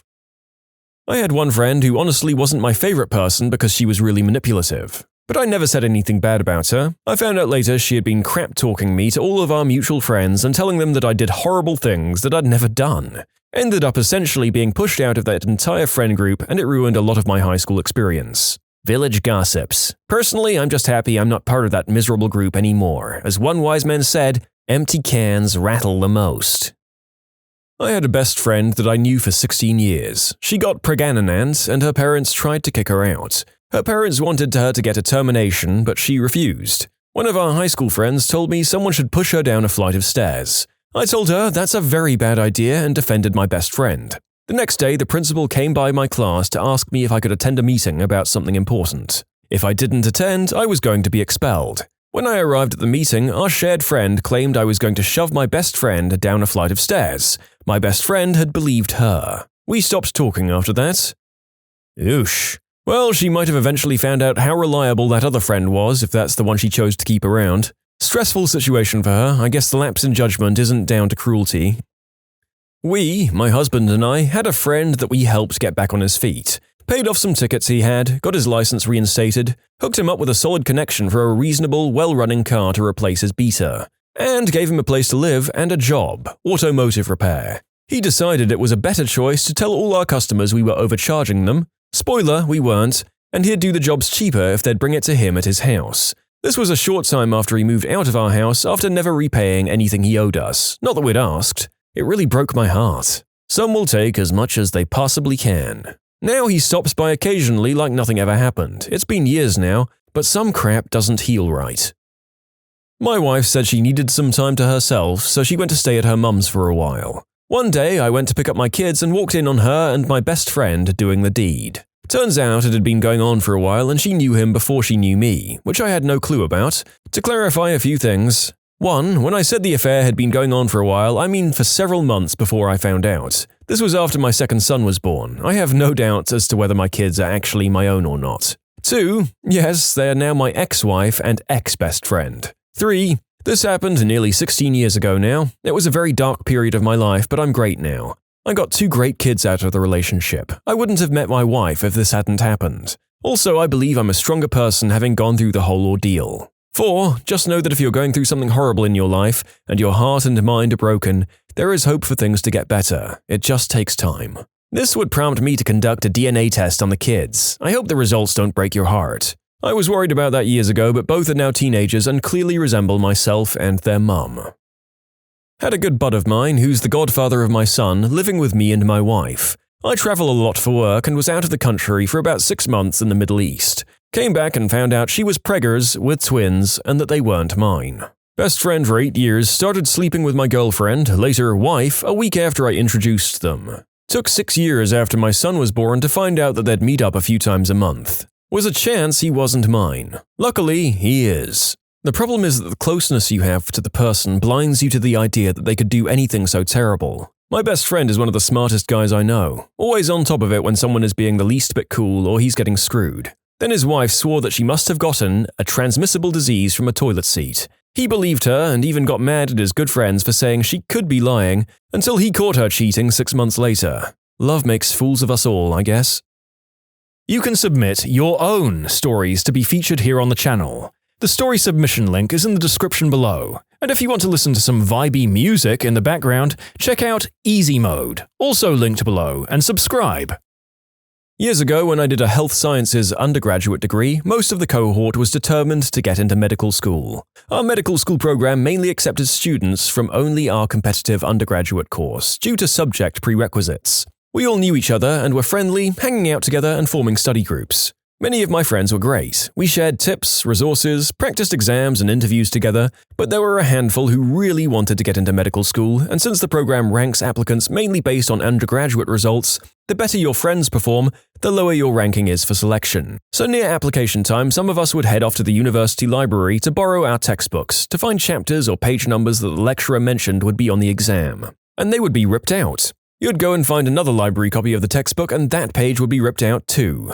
All of them totally removed in a hurry. I didn't believe that someone from our cohort did it until interview practice began. Students began obtaining copies of the questions from previous years and lying when others asked if they had it. I saw someone give a terrible, awful interview answer, and the other student would give them glowing feedback and inform them they should say that, word for word, during the interview. It was a crap show, and a lot of relationships fell apart or were never the same again. In the UK, I've heard of similar practices for pupilages. Not sure if that's the right word, but trainee barristers. One girl got offered 2 places and was discussing with us which one to take, and her best friend left the room. Turned out she'd called one of them pretending to be her friend, then calling to decline a place and recommend herself. Fortunately, they found out, but sadly this was apparently common enough for them to be familiar with this kind of scam. I booked a table for 6 people to watch a sports event at a bar. I told them so. All 5 friends said, "Okay, we'll be there." No one shows up or even has the decency to call or text that they weren't coming. This just happened to my 11-year-old sister, BBBS, and I was heartbroken for her. She had a slumber party planned with about 4 friends, and she'd been talking about it for over a month. Halloween is her favorite, and she had all these cute, not-too-scary slumber party plans and crafts we'd made a couple of weeks ahead of time that had truth or dares in them. None of them came. They all forgot to tell their parents. I suggested maybe next year she makes paper invitations that her friends can give their parents so they for sure know about it. Turns out that's exactly what she did, and they still messed it up somehow. Ugh. My friend told me they weren't doing anything for their birthday. On the day of their birthday, photos appeared on Facebook of them out with the rest of our friends. They're not my friends anymore. Frick, man. One of my most painful memories from elementary school was when I saw one of my friends showing other kids pictures from her birthday party that happened the weekend prior. Almost all of my good friends were there having a blast with her, except me, obviously. She seemed remorseful when she realized that she forgot to invite me, but we were never as close after that, and we were pretty good friends with each other, too. A woman I thought was my friend. We worked together for years and our kids were friends. I helped her and her husband out when he was having mental health problems. She was in my sister's wedding party. Appeared in court as a witness for my ex-wife in her bid to gain full custody. Thankfully, she failed and I now have custody of my kids. I haven't spoken to my friend since. A guy who seemed like a good mate when it was just us, and then as soon as there was someone else or a group, he took the mickey out of me and tried to make me the butt of all his jokes. Even worse if there were girls around. After a while, I called him out on it and he was just like, "Dude, it's just a joke." But I was done with him after that. I saw him randomly earlier this year after years of no contact, and it was amicable, and we caught up a bit on how we were getting on with our own lives, and while he's grown up and become a bit more grounded, there's been no intention of rebuilding a bridge. I think if I ever met someone that has that side to their personality, I'd drop them like a hot potato. I think we all have at least one nasty experience with people like this growing up. Teens are gnarly. I hope that these experiences with grown adults are fewer and further between. My D-bag of a brother did this to his best friend of all time. After about 6 years of this, his friend couldn't stand it anymore and cut my brother off. My brother is so arrogant he still can't see the problem. Why didn't he just keep being my victim? That's the way things were. It was his place. I don't get it. In 2014, I woke up January 1st in horrible pain. I ended up needing an emergency surgery to remove my gallbladder. I was a single mum to 2 kids under 5 and had just moved back to my hometown after living out of state. We'd had to leave a really crappy living situation and had only been back about a month, and I hadn't found a job at that point. I'd had a really close family friend who had been living with me before I'd moved back, and he ended up homeless, so I bought him an $80 bus ticket and got him back to our hometown and let him stay with me for a few days. He quickly found another place to stay, but we'd invited him to my youngest son's 2nd birthday, which is the 6th of January. I was like 4 days out from surgery at this point and could barely make it down the stairs at this point, so he offered to go and pick up pizza and cake for my son and me. We didn't have a huge party or anything. I was on food stamps and had cash assistance, since my son's dad was not involved at all and he didn't pay child support. Even so, I offered for him to get himself a small pizza to take back to the girl he was staying with, since her and her kids couldn't make it over. So the party goes great and everyone has a good time, especially both my kids. A few days later, my grandma was going to do grocery shopping for me, so I go to get my card and realize it's not there. I never got it back from that guy, and I forgot he had it since I was on pain meds from surgery. I tried calling him like 5 times and he didn't answer, so I got to my account online to check my balance and he took everything. I had like $600 in cash, paid my rent and brought my kids the things they needed, and then I had about $750 in food stamps. All of it was gone. He let the girl he was staying with convince him to steal the money from me. I'd only used the money to buy the bus ticket and the pizza and cake for my son since I'd been in hospital for the first 4 days of the year, and only home for 2 after that. It's still to this day the most intentionally messed up thing anyone's ever done to me, mostly because he was such a huge FU to my kids. Like, who steals from a single mum recovering from a life-saving surgery on her kid's birthday? Especially after I helped him, like, holy crap. Growing up in the same church and met my friend and her family when I was 14. We grew up together, hung out, and our families would be together all the time. Fast forward many years and I'm dating a guy that I fell in love with for almost 3 years at the time. He went to North Dakota to the oil fields for work. I went to visit him and could tell something was off a bit. Took the train from my town to Williston, 22 hours to get there. Visited him for 5 days, and on the last day he gets up and goes to the shower. I grab his phone. We had an open policy with each other that either could be on each other's phones. I found the emails between my friend and him. My family still hangs out with her family and her. I refuse to be around or speak to her. My best friend since 4th grade, called her my soul sister. I genuinely was so grateful to have what I thought our friendship was. She fell on hard times and got weirdly religious and stopped working while going to a private university. I was always there for her, shoulder to cry on, visited her all the time because she didn't have any friends and I knew she was lonely. I helped her with groceries and rent, helped her family out. One day she came over, and after buying her groceries, she told me that a higher power had been telling her to cut me off for 2 years and she had to listen. Now she wants to be friends again. It's a hard nope from me, dog. I had some friends who were always talking crap about me. Found out from another good friend. And one day, I came to school in my brand new jeans that cost around €150, and they put glue on my chair while I was in the bathroom. I sat on it. I asked which of them did it, and none of them said a word. We went to the principal's office, and these pieces of crap had the gall to say that I put it there to get them in trouble. Their parents were called, and I earned around €200 for a new pair of jeans. In 7th grade, she wrote a 10-page letter on all the reasons I should self-delete, and had all but one of my friends sign an agreement after I confided in her that I felt like something was wrong with me. Early undiagnosed depression. Go figure. The day she gave it to me was arguably the worst day of my life at that point because my parents had told my sister and I that they were considering divorce and my grandmother had died. My parents ended up solving their issues and are happier than ever. I've been in therapy for a while and it's had wonderful results along with a pretty good mood stabilizer. I'm happier and healthier than I've ever been, and honestly the best thing for me was to completely cut her out of my life. Everyone that signed an agreement has long since cut contact with her and apologized to me.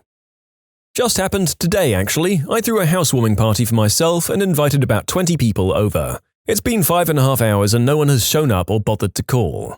I specified no gifts and supplied about $250 worth of food and drinks that'll go to waste now. My best friend begged my girlfriend to go south of the border on him. That was pretty brutal. F you, Ben. A friend stole my Mortal Kombat 2 strategy guide in 3rd grade. I never forgave him. Eat crap, Cameron, doo-doo head. Friend was really close with me and my girlfriend. Friend was my girlfriend's confidant while we were dating. I trusted that friend because he was a good guy up to that point. Friend was constantly pinning her against me and making bigger deals out of small stuff, saying I was mistreating her by not being with her constantly because I was working a full-time job while in school. The girlfriend cheated on me with her friend. He tried to turn everyone against me. The only person who still associates with that friend is the girlfriend, and they're getting married in the next few months. What was one rule at your office that ruined everything? I worked for a place that did RMA repairs on PCs. Most of our clients were businesses like hospitals and factories. Anyway, as I was touring the workshop during my orientation, the guy taking me around took me to the QA department. Once all builds or repairs were made, they were sent to the QA department for a final inspection before going out to the customer. The guy jokingly said, "We used to pay the QI guys bonuses for every mistake they found on the build." I started laughing. The only problem was it wasn't a joke. They actually paid bonuses to the QA people who found mistakes on builds. For anyone not familiar with the internal workings of a PC, it could take less than 3 seconds to completely render a computer inoperable. Hell, you could loosen a connection just by inspecting it. Luckily, that policy ended before I was hired. I mean, can you imagine giving someone a bonus for finding screw-ups when it would take almost no effort to make a screw-up and then claim you found it? New manager got rid of the sofa in the break room so people couldn't nap in their hour-long lunch break. No one was oversleeping or taking the mickey with it, but it was a good option to have on a tough day. A guy who liked green herbs started sleeping in other places, including in between the walls in the warehouse. To clarify where he'd go, we'd find him in between the walls and shelves. It was a DIY store that had been something else years before, so there were random partition walls and oddly laid out shelving units everywhere. A real crap show of a store layout. He had quite a few places to hide in and nap. That's when we started losing him and couldn't find him, as he'd go into a deeper sleep and was less likely to be disturbed. He didn't lose his job somehow. That place had a hard time hiring. We got a new manager for our office. She was an outside hire and was trying to prove herself quickly, and she was obsessed with efficiency. So her first week here, she sent us out this very rudely worded email about employees eating at our desks. We have a very small break area, 4 tables, and we have about 300 employees here, and that we all had to stop eating at our desks because it was not efficient to eat and try to work at the same time. Through a coordinated effort by some of the more sassy people at the office, they all had their lunches at the same time and filled the break room with about 90 people, elbow to elbow, and they all ate standing up. Literally the next day after that happened, she sent out a follow-up email saying that we could eat at our desks, but she advised us to take a break from our work from time to time. It was pretty funny. Good old malicious compliance. There's nothing like it. Whether it's sticking it to obnoxious customers or your superiors, it brings me such joy. At a former job, software development, there was a foosball table. People would play reasonably often, but just one game to take a break. One day, management came down to the software engineering floor and saw people playing foosball in the middle of the afternoon. They declared no foosball until 4:30 p.m. That ended up making it so that everybody knew when there would be other people wanting to play foosball, so it was much easier to find somebody willing to play and significantly increased the amount of foosball played at work. I'm a programmer. On a previous job, the developers and teams were measured by the number of feature requests that they completed. We figured out how to subdivide everything to blow it up into the maximum number of feature requests possible. A manager might request a new report. We set up separate feature tickets for Create Button, Make Button Blue, Make Button Respond when clicked, Implement Business Logic, Display Results in Grid, Allow sorting of grid, and so on. We'd subdivide a one-day task into 20 one-hour tasks. Our management loved it. Our team looked 20 times as productive despite deliberately slowing ourselves down with red tape. Ugh, so accurate it hurts. Especially the management loved it part. Malicious compliance mixed with scope creep. My company, as part of its alcohol policy, said you shouldn't drink for at least 4 hours before coming to work. When engineers got called about production problems over the weekend, they'd all just had a beer, but could be there in about 4 or 5 hours. I'm a flight attendant. Rule is we can't drink 8 hours before our shift. Sometimes the company will call you after you've just done working to do more flying as they don't have anyone else. Or we might have an extra long overnight, as in get into whichever city, say at around 11 p.m. Monday, and not leave until 6 a.m. Wednesday. Sometimes they'll call us out to work some short flights on that Tuesday that we aren't working. All you have to do is answer the phone and say you just had a drink, and then you don't have to work.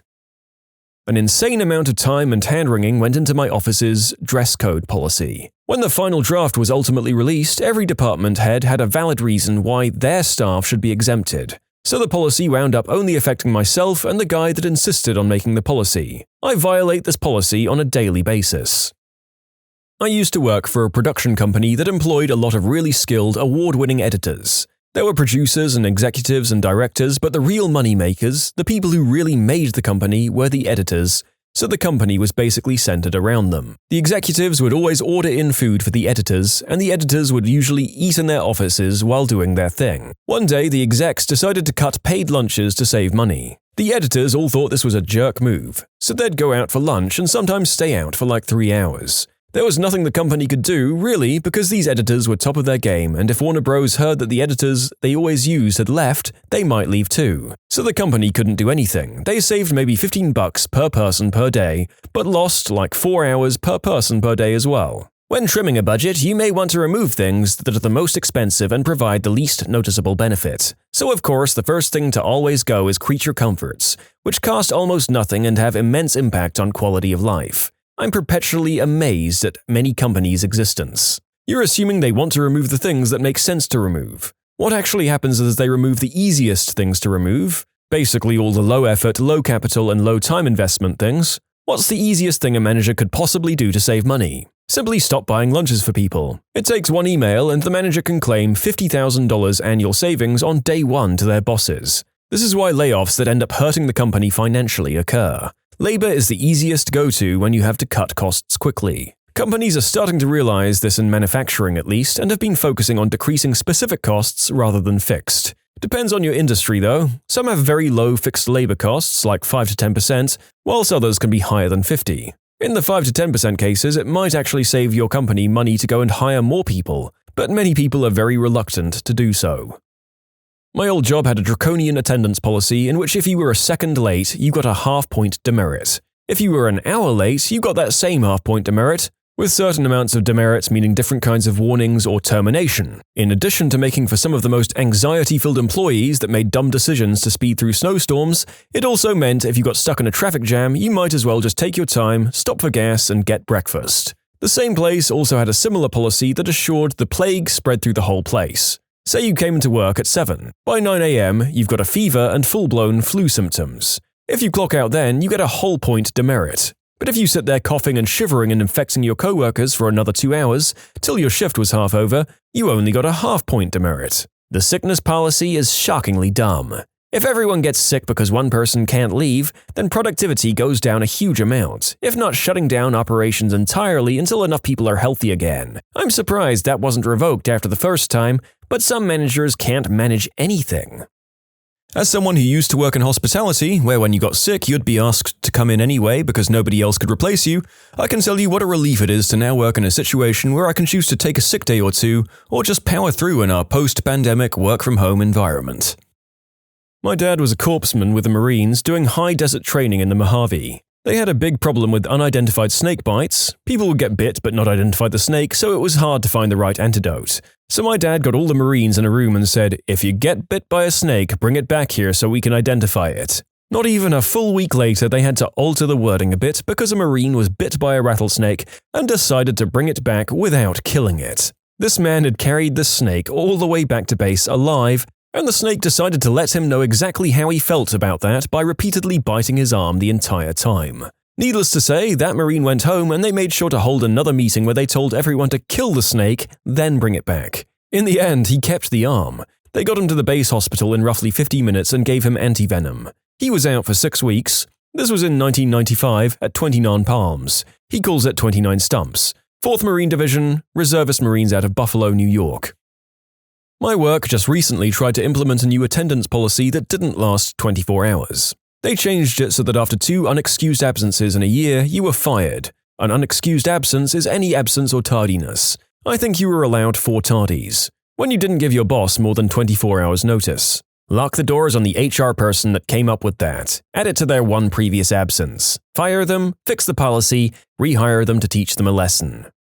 Don't do anything unless directed by your boss. Any deviation from this will result in write-up and termination. This was a very literal directive from upper management that took place after an office incident. Our work is very fluid and our team alone contained 20 people. Needless to say, productivity hit unfounded lows. Yep, we had this. We couldn't even ask our managers if there was any work to be done. They just emailed us with work every hour. I ended up finishing it in like 10 minutes of the email and was bored out of my brain for the majority of the day. This is literally a labor strategy to have a strike without leaving the workplace open for scabs, and to prevent retaliation from the bosses. It's called work to rule or a rulebook slowdown. I work for a labor union representing airport catering workers, and this is a strategy we've used in the past with great success. The rules and procedures in place with the company and the unsafe, unsanitary rules the workers are expected to follow are 2 very different things. So we start implementing safety first days. The workers show up to work as normal and then spend the day following every company procedure to the letter. Productivity plummets, deadlines aren't met, and flights on major airlines leave without in-flight meals. The flyers get upset with the airline gets upset with the airport gets upset with the catering company, and the managers responsible for the poor working conditions are set directly in the crosshairs. It's been very effective. I worked for a software company that routed all sales that came to under $100,000 to inside sales, while larger orders went to outside sales teams that worked directly with the customers. This lasted until one of the inside sales guys convinced the customer that they didn't need the $2 million software and only the $100,000 upgrade.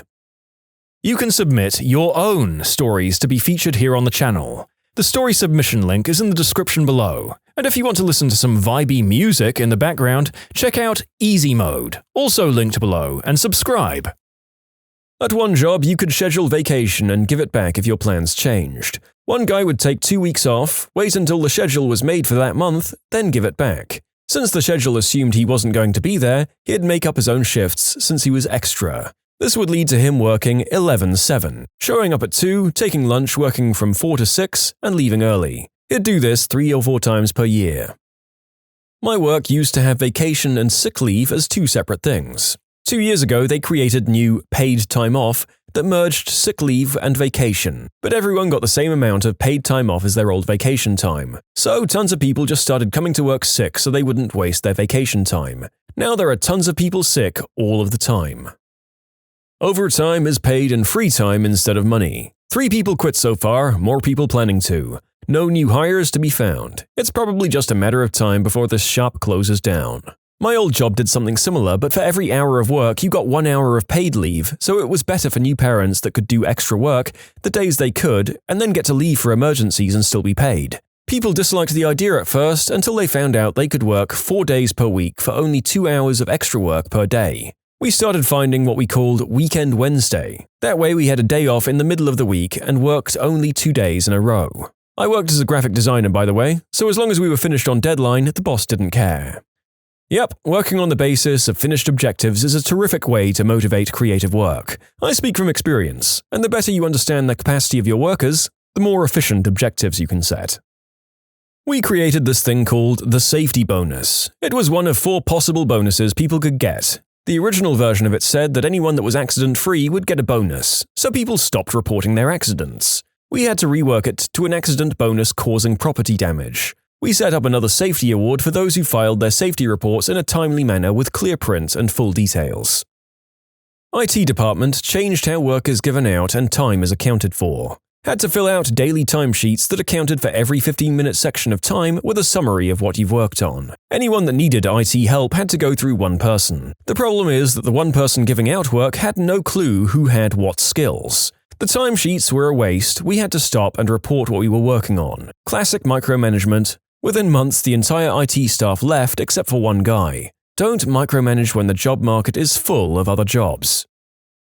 I worked at a company that blocked every single website except for the one that we used for work. They then hired a new cleaning lady who couldn't speak English. We tried to look up a Spanish to English dictionary, but it was all blocked. This was pre-smartphone as well, so basically she just hung out all day since nobody knew what to have her do or even where the supplies were kept.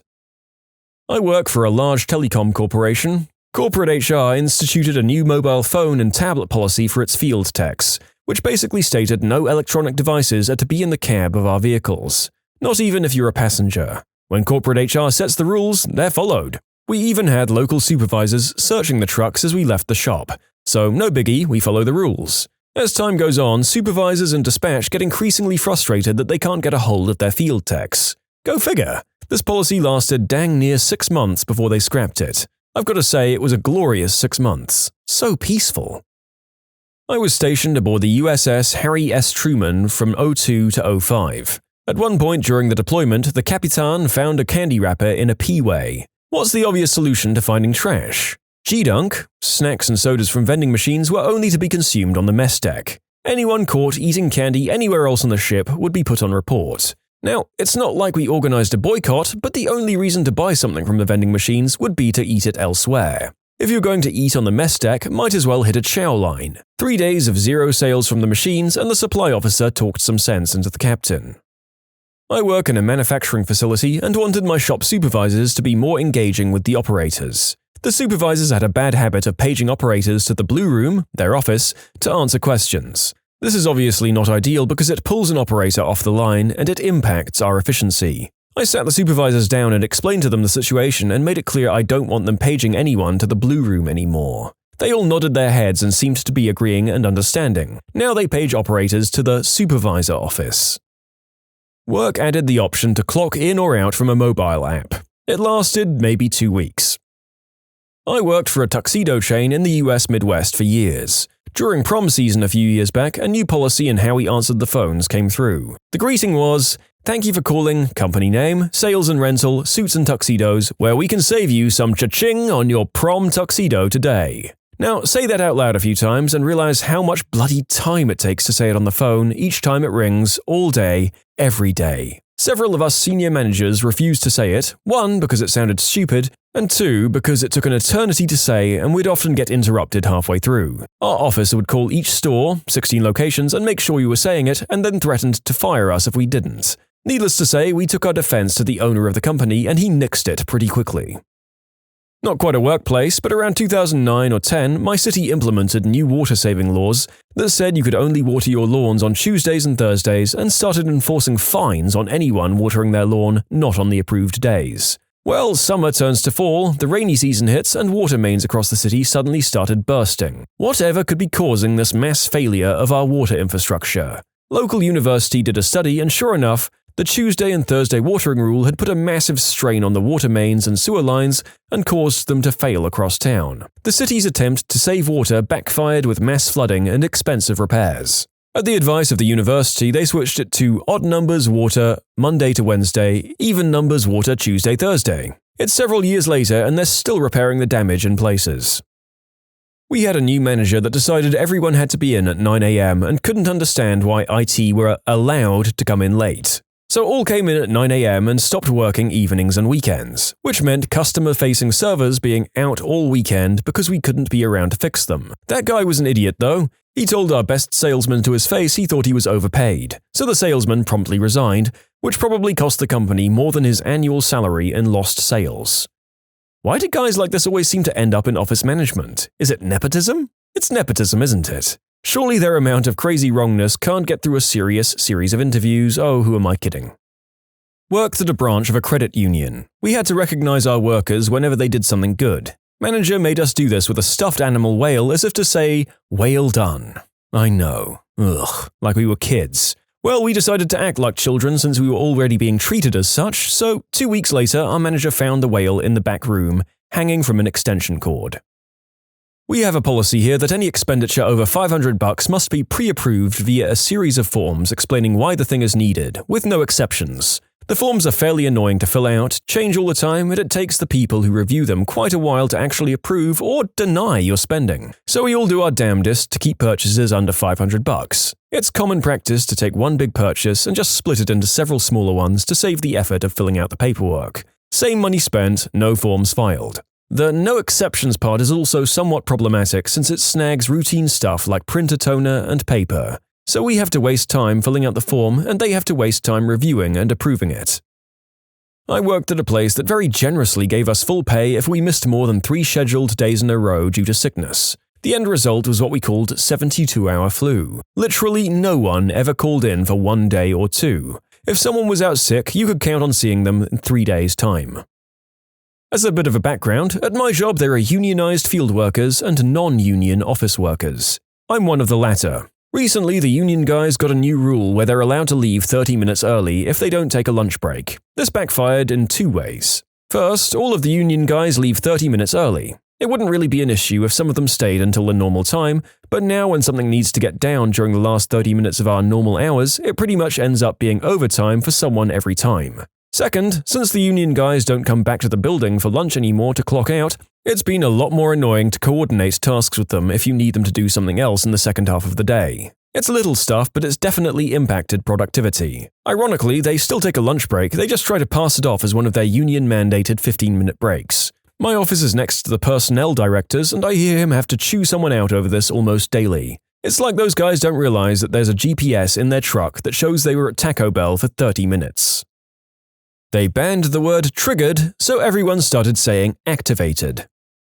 Get air quality monitoring for any project involving asbestos material. The problem is that we have a lot of projects which involve only a few holes drilled to mount a piece of equipment, and there's already a simple and cheap method which we know negates the risk of asbestos getting released. Forcing us to do air monitoring effectively doubles the cost of those products. It didn't take them long for that policy to get reversed. I worked for a company that met every single issue with a threat of gross misconduct. For those who don't know, gross misconduct gives the company the right to dismiss staff without notice, but that doesn't mean that you can just declare gross misconduct for everything and get out of your obligations. The best one I can remember was when they were having problems with lorries parking in the road outside and tried to get the council to make it no parking. The council duly came and took a look and noted that several cars belonging to employees were parked on the road, so, you guessed it, parking in the road, off the company's property, and perfectly legally was to be treated as gross misconduct. There were many other examples, probably one a month, none of which were ever executed. It got so that the whole thing became a joke and nobody took anything they said seriously. What happens to people after they win long-term prizes in competitions? A neighbor won $500 a week for life. He quit his job, divorced his wife, and moved into a small apartment across town where the rent was cheap, and now he almost never leaves. He has everything delivered to his house from Amazon. Living the dream. My older cousin won $5,000 a month for life. It ruined him. He got all paranoid about people only wanting to be around him because he had money. We live in a rural, fairly low-wage area, so that's a lot of money to some people. If you ever mentioned it to him, he just stopped talking to you. He's pretty much a loner now with almost nothing to show for it. That's kinda scary. Why doesn't he move? This is where his mother lives, and he's not the type to venture out into the world. One of my friends won a $5,000 a week for life prize in the New York lottery a few years back. It's actually only for 40 years, but that's plenty of time to save for retirement and live a long, happy life. He's doing well because he isn't acting like a lotto winner. It's as if it was the Social Security he was receiving previously. He's disabled. He still has his friends, too. It pretty much went as best as possible. I once won a year of free groceries. They gave me 52 $100 gift cards to use any way I wanted. I was single and ate and drank like a gosh darn king that year. Nobody went hungry when I was around. I won free toilet paper for a family for life, which is $62 a month. I give them to a homeless shelter. Do you give it to them because it's full of bums? Web developer here. I made a website for a local pizza chain. The owner paid me, then asked for support. I gave him a price, $75 an hour, and he suggested free pizza for life instead. I took it. I've enjoyed excellent quality free pizza about 10 times since 2006. He's had me do about an hour's worth of maintenance. I just walk into one of his stores, order a pie, and when they ask for payment, I say, "Call Tom." They do, they talk, and then they hand me the pizza. It's kind of cool, actually. It sounds like it's only free pizza for you for Tom's life. Once he dies, they'll have no way to confirm it's free. Well, that story was written 9 years ago, so I'm not sure if Tom's pizza chain is still going. Honestly, good on the developer for not fully taking advantage of the place. I won free movies from Blockbuster for a year. It ended up only being one rental per week. After a couple of weeks, I realized it was just a coupon for one free rental and I used it as often as I needed. Eventually, I modded my original Xbox and started renting multiple games a day and copying them to my hard drive. I killed the Blockbuster. I once won a year's supply of calendars from a local gift shop. They gave me one calendar worth $2.99. That's frickin' brilliant. I got, quote, free pizza for a year. 12 pizzas. I got 12 pizzas. It was about a month ago and I've used around 4 of them already. It's not gonna last a year.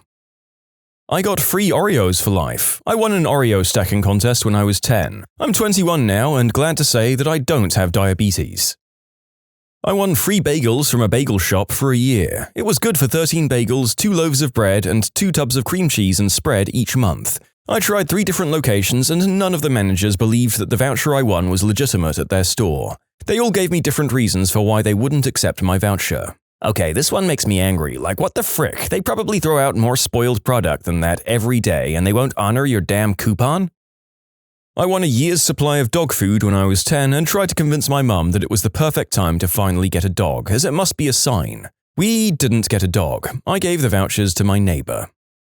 My parents were in the first 50 people at a new car wash place and got a free car wash for life. I'm convinced your parents are unknowingly partaking in a laundering scheme. The car wash is a front to launder money, but they need to make it look like people use the car wash in order to report high cash incomes. So they give out vouchers for free car washes to make it look like they have a lot of customers, but really they're just stuffing the registers with dirty substance money. Apparently, I made a Breaking Bad reference, but I haven't got that far yet. I'm only on season 2. Thanks for the spoilers. I entered a radio competition in the 90s for free music every month for a year. I didn't win that, but I won the consolation prize, which was a copy of Alanis Morissette's Jagged Little Pill. We already had a copy of Alanis Morissette's Jagged Little Pill, by the way. A rep from the station told me they'd mail it out on the 15th. Well, it arrived, but it never stopped arriving.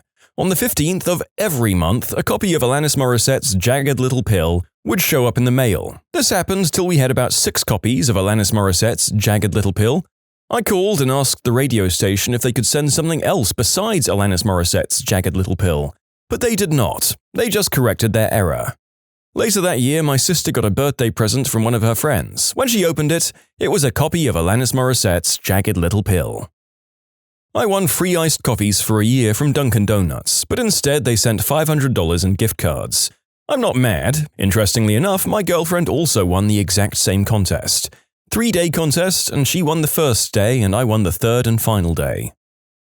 1 free scoop of ice cream a week from the local ice cream place. This was for winning an ice cream eating contest. Yum!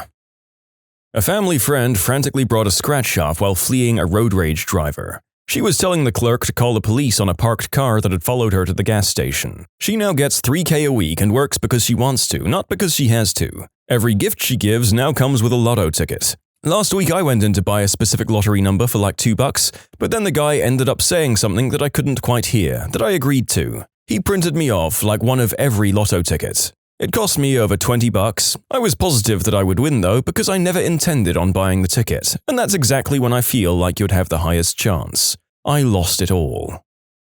£40,000 per year for life on a £10 National Lottery scratch card. It was that or $1 million up front. I just turned 21 at the time, so my dad made me take the annuity because I just spunk the $1 million in a couple of years left to my own devices. Now it's good. I take care of my mortgage every year, so my salary is just for me and my family. We get a nice couple of holidays a year, but we don't live to excess. 27 years old now, so we'll see if I reach over $1 million over the next 40 or 50 or 60 years. My friend won free lunch for a year at a school fundraiser, but he had to enter in his account number so they could at least document it. He was promptly given a limit on how much he could have. My neighbor won $1,000 a week for life on a lottery scratch-off ticket. I haven't seen him around recently, but he lived at his childhood home with his parents for a while and owned 2 Corvettes. He also loved dogs and would always stop me to pet my dog when I would walk by. He was always a nice guy who seemed to be smart with his winnings. I won a year of free Uber, the on-demand car service for those unaware, for pretty much all of 2014. I used it a lot, to and from work, the airport, in many different cities, took my friends out to the bars, to the beach, anywhere, met a lot of interesting drivers. Paid taxes on it this year because it counted as income, but it was definitely worth it. The contest was at a college bowl game that Uber sponsored. I had to catch the most passes in 35 seconds, which were thrown to me from NFL WR Tavern Austin. I beat my opponent by 1 catch. I received a fixed amount of Uber credit per month, so it was actual cash value that counted as income. Hence I received a $10.99 MISC. However, I was glad to pay the tax considering the value I received. The narrator wonders if you'd be taxed regardless of how much you actually used it if you're just being given credit per month. I guess you could just make a point of taking an Uber everywhere. Screw fitness and fresh air. I won a year's supply of Nestlé sweets and chocolates in a quiz on the radio when Toy Story 2 came out. You had to answer 3 questions about Toy Story, then you got entered into a draw to either go to space camp in Cape Canaveral or cowboy camp in Arizona. But you got the chocolate for just getting on the radio. I got the 3 questions right, but some other kid won the draw. Then the chocolate just arrived in one big shipment. Huge boxes of it. It was literally incredible. Then my mum made me bring it into school and share it out amongst everyone in my year. A few kilos of chocolate and I hardly saw any of it. Ungrateful little jerks ate it all in minutes. I'm still bitter. My family won free KFC for a year when I was in the 8th grade. We got a 30-piece family bucket each month, but had to pay for everything else. It was pretty decent. A grocery store chain had a "Win a year's worth of bananas" contest a couple of years ago. I had to watch a video about how they store their bananas and then answer a question. I thought, what the hell, my kid loves bananas, and entered. And I won! They sent me a gift card for the equivalent of a year's worth of bananas. $300. We spent most of it on meat. Totally worth it. I feel like maybe you won because you were the only one who entered. The sister of my friend won a car when she got a special Oreo in a packet. You could win different prizes depending on what your special Oreo said, like trip or car or whatever. Nabisco came to our school, we had a big pep rally thing, they gave the girl, who was like 13, a new VW Beetle filled with packages of Oreos. Everyone at the school got a pack of double stuff Oreos. They'd just come out, it was awesome. The girl's parents sold the car and started a college fund. Anyone who went around to visit got tons of free Oreos. I think they eventually just donated hundreds of packets to a food bank. That's a pretty awesome story. Most people who win cars full of food just end up in a car crash and with diabetes. Free Chick-fil-A for a year. Just had to be one of the first 100 people at a new store. It's pretty good. Yes, they do this at every Chick-fil-A, and no, I'm not in your city. I read an article for college about lottery winners in Sweden, and gosh darn does it sound difficult on your social life. Friends of the winners felt like if they were buying food and looking for deals, or being sensible with their money, that they should relax and not worry too much, you have loads of money. Also, that the winners should pay for the meals and drinks just because they were better off. But the kicker was, when the lottery winners spent too much on something or did anything out of the ordinary with the winnings, the friends told them not to be careless with the money and to smarten up. Basically, a vicious circle for the winners where they were doomed if they do and doomed if they don't. Any similar experiences for lotto winners out there? Simple solution, just make sure you don't have any friends. I'm almost there. You can submit your own stories to be featured here on the channel. The story submission link is in the description below. And if you want to listen to some vibey music in the background, check out easymode, also linked below, and subscribe. Every now and then I get lucky enough to be the 1 millionth visitor to a website. I'm still waiting to collect around 30 iPads.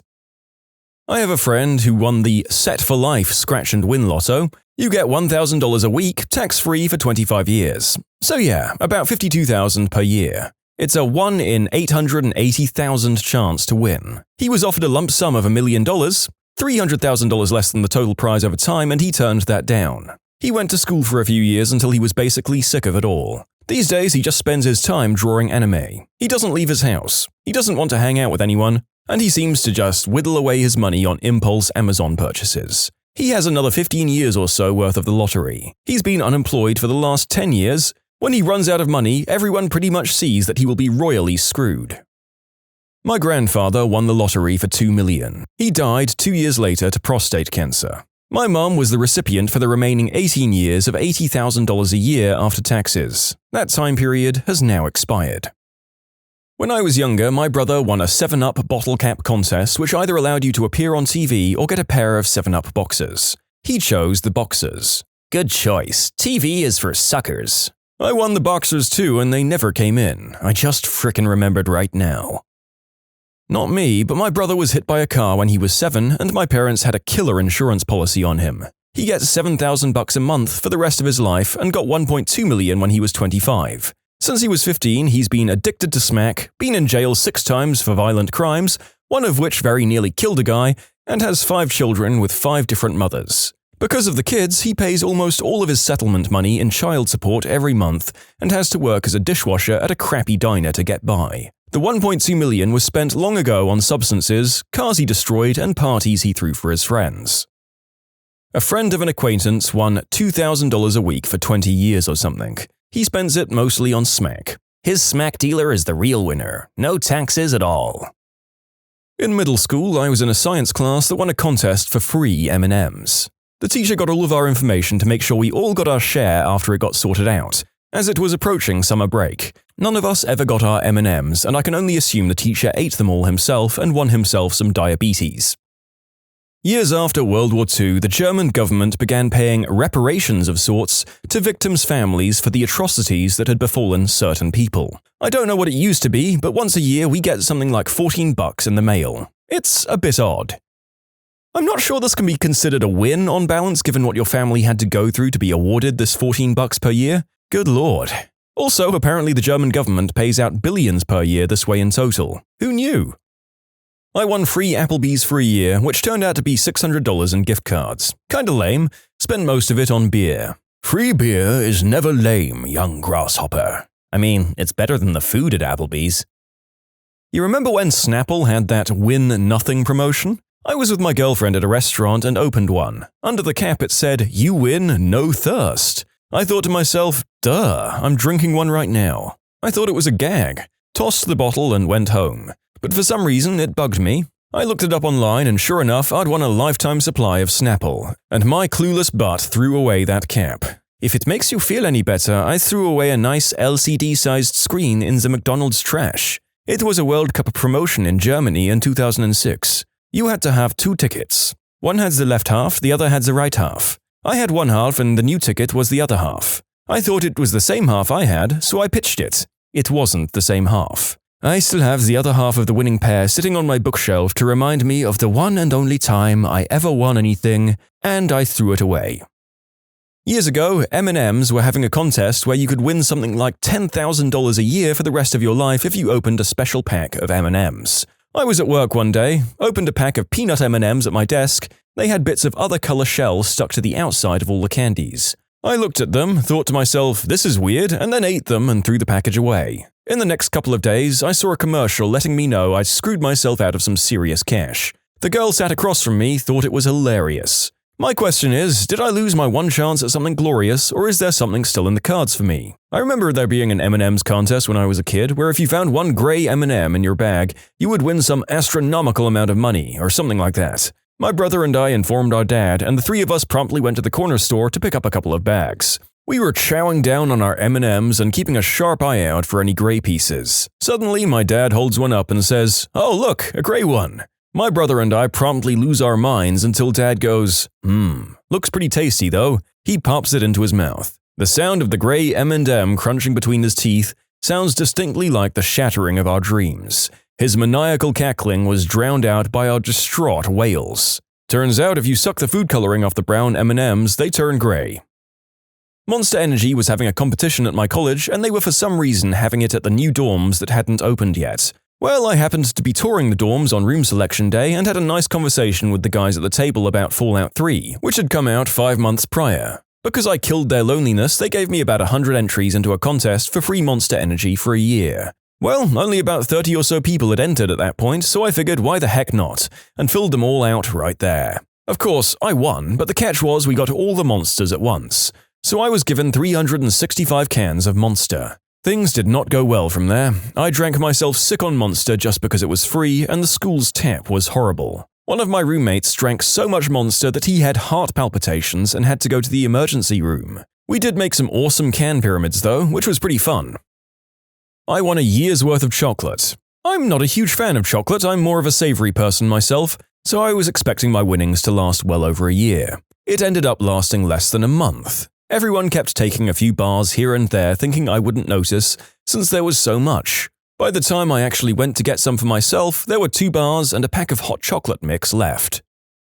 I didn't win anything, but I am now getting my pension. That, with my savings, gives me a budget of just over $100,000 per year. Just under $2,000 per week. So far, it's great. No more commute and no more bullcrap meetings. I can sleep in as long as I want, get on Reddit as much as I want, and pretty much do whatever I want within reason. Basically, it tastes like freedom. I never thought I'd get to tell the internet this story. I won a lifetime supply of butt lubricant from a local adult shop near my hometown. My girlfriend and I were visiting from our home on the coast of the state in which I live. We drove past the shop and I remarked that I remembered when it was a tiny store only about 800 square feet in size. It's huge now, easily more than 6,000 square feet. She remarked that she'd never been inside and was genuinely curious. We went in and looked around for a while, and a cute girl behind the counter asked if we had entered their yearly prize drawing. Nope, we entered our information. A few months go by and I'd long since forgotten about it. I got an email and a voicemail message one day telling me I won a lifetime supply of CleanStream water-based lubricant. It turns out you get 1 8-ounce tube each month. You must pick it up in the store, but if you can't make it to the store that month, you can call or email and request it to be put on hold until you can try to make it by there. Until my girlfriend and I broke up, I was making great use of the stuff since she enjoyed doing the deed that particular way. Now though, we've been broken up about 3 months and I have 7 full bottles of this stuff that need to get used. I'm gonna have to start dating again, I guess. I mean, it's probably gonna be a good line on the first date. So, I won a lifetime supply of this stuff. Not me, but during the time of the Vietnam War, my grandfather was convinced by some shady dude to buy a stake in an apartment building. Fast forward to today, and he gets $350,000 in the mail per year from the building, which is apparently doing very well. My grandfather has to do absolutely nothing in return. Pretty sweet deal. I get free burritos for a year from Moe's and it's still going strong. I know I didn't win it per se, but the way I got it was by waiting in line for 3.5 hours to be one of the first 50 customers. I had to go away to school, so I haven't really been able to use the pass that much, but when I've been home, I've eaten a lot of burritos. I've won free petrol for life and it's been amazing so far. There was a new McDonald's opening up around campus and they offered free Big Macs for a year to the first 100 people there. 1 free Big Mac per week. A bunch of my friends and I got up at 3 a.m. to go wait in line for our Big Mac vouchers. It's currently week 28 and we all want to die, but we have to use them. We're poor college students, damn it. My dad won a year of free Great Harvest bread, which amounted to 1 loaf of bread per week. It was delicious.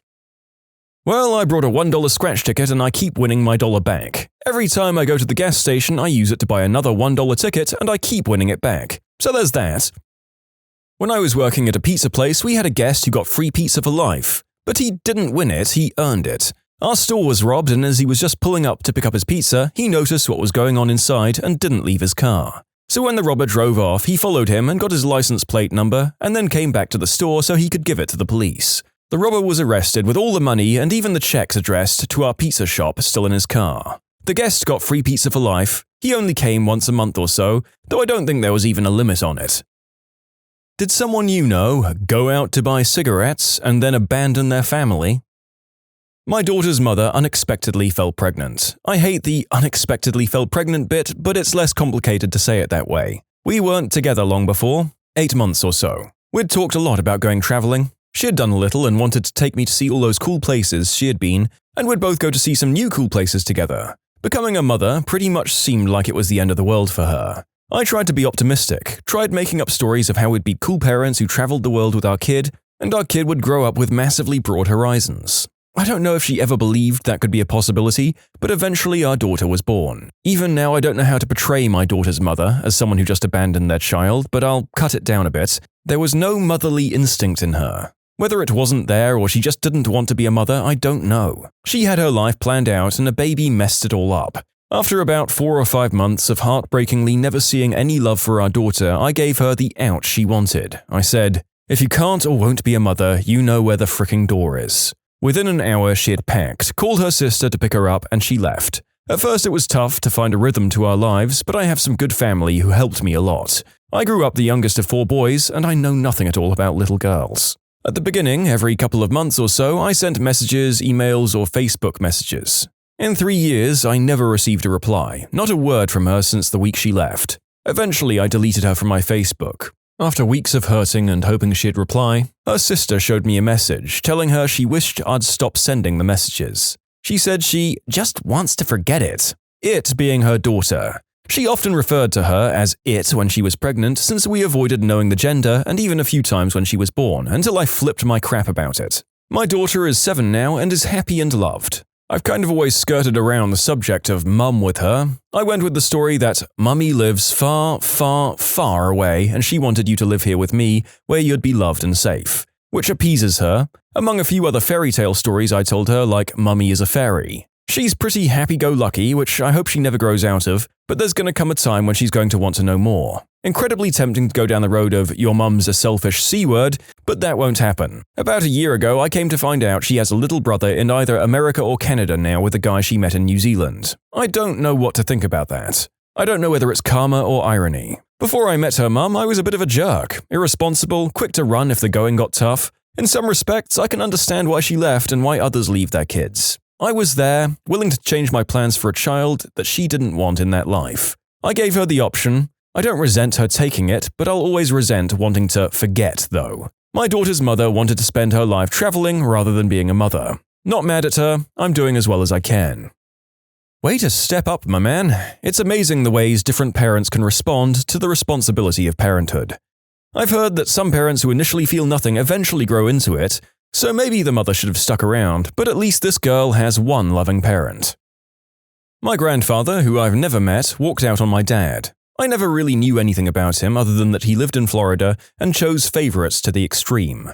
My dad has 9 brothers and sisters he left behind with my amazing grandmother, Rose. Who I call my grandfather is another amazing person named Jim. Jim worked at a casket company and listened to my grandmother's story one day at the bake shop, I think. After hearing it, he would send check after check to my grandmother offering to help, which my grandmother would never cash and just let build up. When he realized he wasn't losing any money from his bank account, he showed up at my grandmother's doorstep with another check and talked to her. He lived with her after that day until the day she sadly died. Jim is 90 years old and still kicking it. I love that man more than I can express in words. He took in 10 kids? My God, that man is a freaking saint. On my 6th birthday party, my birth mother packed up at the house and took me, my brother, and sister a few states away to stay with her brother. When we finally came back, we were living with her family and got to visit my dad in our old house. Seeing the small table and the thrown-in furniture used to resemble a memory of a house is still burned into my soul, especially the image of my heartbroken dad sitting alone at the table when we left. The more I learn and look back at how my dad handled my birth mother being the worst of people, the more I love and appreciate him. Sucks that I spent so much time fighting with him growing up. I'm just looking around this group of stories to see if my dad's here, because I'd really like to hear his explanation. My real grandfather was a piece of work. I wouldn't say that he was a terrible person, but he was rough. He left my grandmother in the 50s with 5 kids and nothing. I know there are stories about him messing around during World War II with every woman he could find, and that there are probably a lot of half-siblings out there that nobody knows about. Well, I know my mum said they were all so poor growing up because the only income they had was their mum, my grandmother, doing things like secretarial work. The man I call Grandpa found her, loved her, and married her, and ended up with 5 kids because of it. And as a kid, I never even knew until I was older that he wasn't my real grandpa. He was the one who read stories with me. He actually read Harry Potter as an old man because he knew I'd read it and wanted to be able to talk to me about it. And he's the one who always had the Werther's candy for me. I loved that man. I miss him a lot now that he's gone. He's my reminder that anything can make a family as long as everyone cares about each other. No blood relations need be involved. Meanwhile, the only thing my real grandfather ever gave me was a washer and a dryer that are from the 90s that I brought after he died from his tiny little dirty trailer. I needed a washer and dryer, and my mum desperately needed to sell the stuff to have money to pay for his funeral. There's a lesson in this somewhere for people. My real grandpa married and divorced and remarried again and again. In the end, he died sad and lonely and angry with the world all by himself in a dirty little trailer. The man we call my grandpa died surrounded by his adopted family and his wife and even grandkids, who all loved him and mourned his loss something fierce. Whilst my parents divorced when I was 4, and possibly one of my earliest memories was my dad and his guitar case walking out of the first home I knew, this story is someone else's. I did a 6-month stint as a credit and debit card call center goon leading up to the end of last year. I enjoyed it, and as much of a cynical jerk as I may be, I love helping people. This particular one will stay with me forever. A woman called up asking me to update her title. It was listed as Mrs., and she informed me that she had been divorced some time ago. I offered my condolences and she stuttered somewhat, but thanked me, saying it was for the best. After a little bit of conversing, she ended up spilling her guts to me and explained that her husband had just up and ditched her and their son on fricking Christmas Eve. Just up and left without a word after 20-ish years of marriage. She had done some digging and he was in Southeast Asia doing a bunch of working girls and a whole load of substances at the same time. After revealing this to her son, the son started acting out, and I related to this. It kind of hit home, and I said that from my experience, he was 20 and I was the result of my dad walking, that the rebellion is anger and to not hate him for it. Just support and love him and give him the option of contact with his father. And so on and so forth. She was in tears by the end, apologizing profusely for going on a tangent and that it probably wasn't my job to deal with her crap. To which I replied, "You're a person before you're a customer, and sometimes we all just need someone to listen." She felt a lot better and went on her way, but ended the conversation saying she wished she had never searched for her ex, as the truth hurt more than not knowing. People leave because of many reasons. Let them, lest you end up hurting yourself more. My mother went on a trip when I was 7. I remember asking my dad when she was coming back. She got in touch a few years after that, but it still hurt having to learn that she lied to me. I still don't have many good feelings about her. It's probably because I never really knew how to trust her after that. She still believes that she can have a big say in my life even after she left, even though she never helps my father with any bills. She acts like nothing ever happened, like she didn't betray my father and abandon me, and my brother, who was 4 at the time. She still tries to act like the doting mother by promising to help my father, but conveniently forgets to send money. And when she does send some cash, she never lets us forget it. I didn't just take off and leave. We both knew I was heading to another state to live for the remainder of our son's life. I set up child support before I left and have had my son every summer since I left. I decided to leave because I was too immature to raise him to be a functioning member of society. I messed up my life before he was even born, and I didn't want him to follow me down that path. 16 years later, he now has a stable life with a brother and sister that he cares about. I'm very proud of everything they've accomplished. I took the easy way out and just ran away. Someday I'll sit him down and explain everything, but it might be too late. Admitting that you were in the wrong doesn't make this okay, but at least you owned it. It doesn't look like you had another family afterwards, so maybe you learned from your mistakes. I was the one who left. My mother wasn't the world's worst, but the substances were starting to become a major issue. My father had already left, and we saw him about once every couple of months. My mum always had a new boyfriend, and it was never a good one. I was growing very sick of the situation, and I knew that I had to get out of it. The only problem was that my little sister was stuck in the same boat. I was 11, and she was 3. In the middle of the night, I grabbed my little sister, a backpack of clothes for both of us, and my bicycle. I rode until I reached my grandma's house. It wasn't too far, about 25 miles. It felt like it took forever. My grandma took us in, and that's where we stayed. It's not that we didn't have a grandma before, but my mum had always refused to get treatment and accept help. My grandma would offer, my mum would get angry, and we'd be back out the door. This time was different. My grandma changed the locks in the morning. Mum was too hopped up on the substances and didn't wake up until around noon. Plenty of time to get things done. My grandma set up a bedroom for both of us, and when my mum finally woke that morning, she broke down. It was like she finally realized that something had to change. She finally entered treatment. Fast forward 18 years, my wonderful grandparents have passed away, but I have a respectable relationship with my mum. She's clean and runs her own cleaning business that makes ends meet. She just received her GED. My little sister is a semester away from graduating college, and she was the second person in my family to ever graduate high school. I was the first. I got an athletic scholarship and went to college. 2 master's degrees and a job, brand new house, and 2 awesome dogs later, and I'm the happiest guy in the world. I'm a teacher, and my experience has been what led to my success. I share pieces of it with my students, behavioral disorders, to let them know that everyone has a chance. Sometimes you just have to take it. You can submit your own stories to be featured here on the channel. The story submission link is in the description below. And if you want to listen to some vibey music in the background, check out easymode, also linked below, and subscribe. My dad walked out on my family when I was about 4 years old. He left us for a woman who he'd been sleeping with to get Crystal. I grew up hearing constant fighting in my house, but I remember that day. My mother sounded more terrified and desperate than I'd ever heard her before. I was sitting behind a chair in the living room, and I remember not liking how cold it was. Slamming doors, screaming. They came out and my dad just said he was leaving. I ran to him because I wanted to go too. He literally shut the door in my face and left. I remember the worst part about it was my mum sitting on the floor, sobbing. I sat on her lap and told her, "It'll be okay, Mummy. I love you." Seriously, I've always wanted to just shut that memory out. Blech. My grandfather left my dad and his family on my dad's first birthday. So now my dad hates his birthday and his family kinda hates him because they feel like it was his fault or something. My dad ended up getting an awesome stepdad and kept some contact with his biological dad. Both of them died within a few months of each other a few years ago. There was no funeral for my biological grandfather. My dad wasn't sad at all. When his stepdad died though, he gave the eulogy and it's the only time I've ever seen my dad cry. My grandfather went out while my grandmother was in labor and he never came back. She sent the cops looking for him and everything, and when they went to her house, he had left a note saying he got his secretary pregnant and he was leaving. He left her with no money, 4 kids, and having never worked in her life. My dad was the one she was giving birth to. He never met his father until he was called to my grandfather's deathbed a few years ago. When my dad walked into that hospital to see him, the witch who he had cheated with stepped in front of my dad before he went into the room, saying, "You aren't getting any money." My dad said, "Shut up. I just want to meet my father." She stepped aside. We walked in, and the old man saw us. His face changed expressions from plain to absolute terror. He began sobbing. Sobbing. How could he know it was his son, you ask? Because they looked like fricking identical twins. He barely sobbed out the words, "You look just like me." He tried to say, "I'm sorry," but my dad interrupted, saying, "I forgive you." This sounds like a scene from a movie, but it is the most precious memory I have of my dad. I've never seen my dad the same way again. He's my personal hero. How could he just forgive him?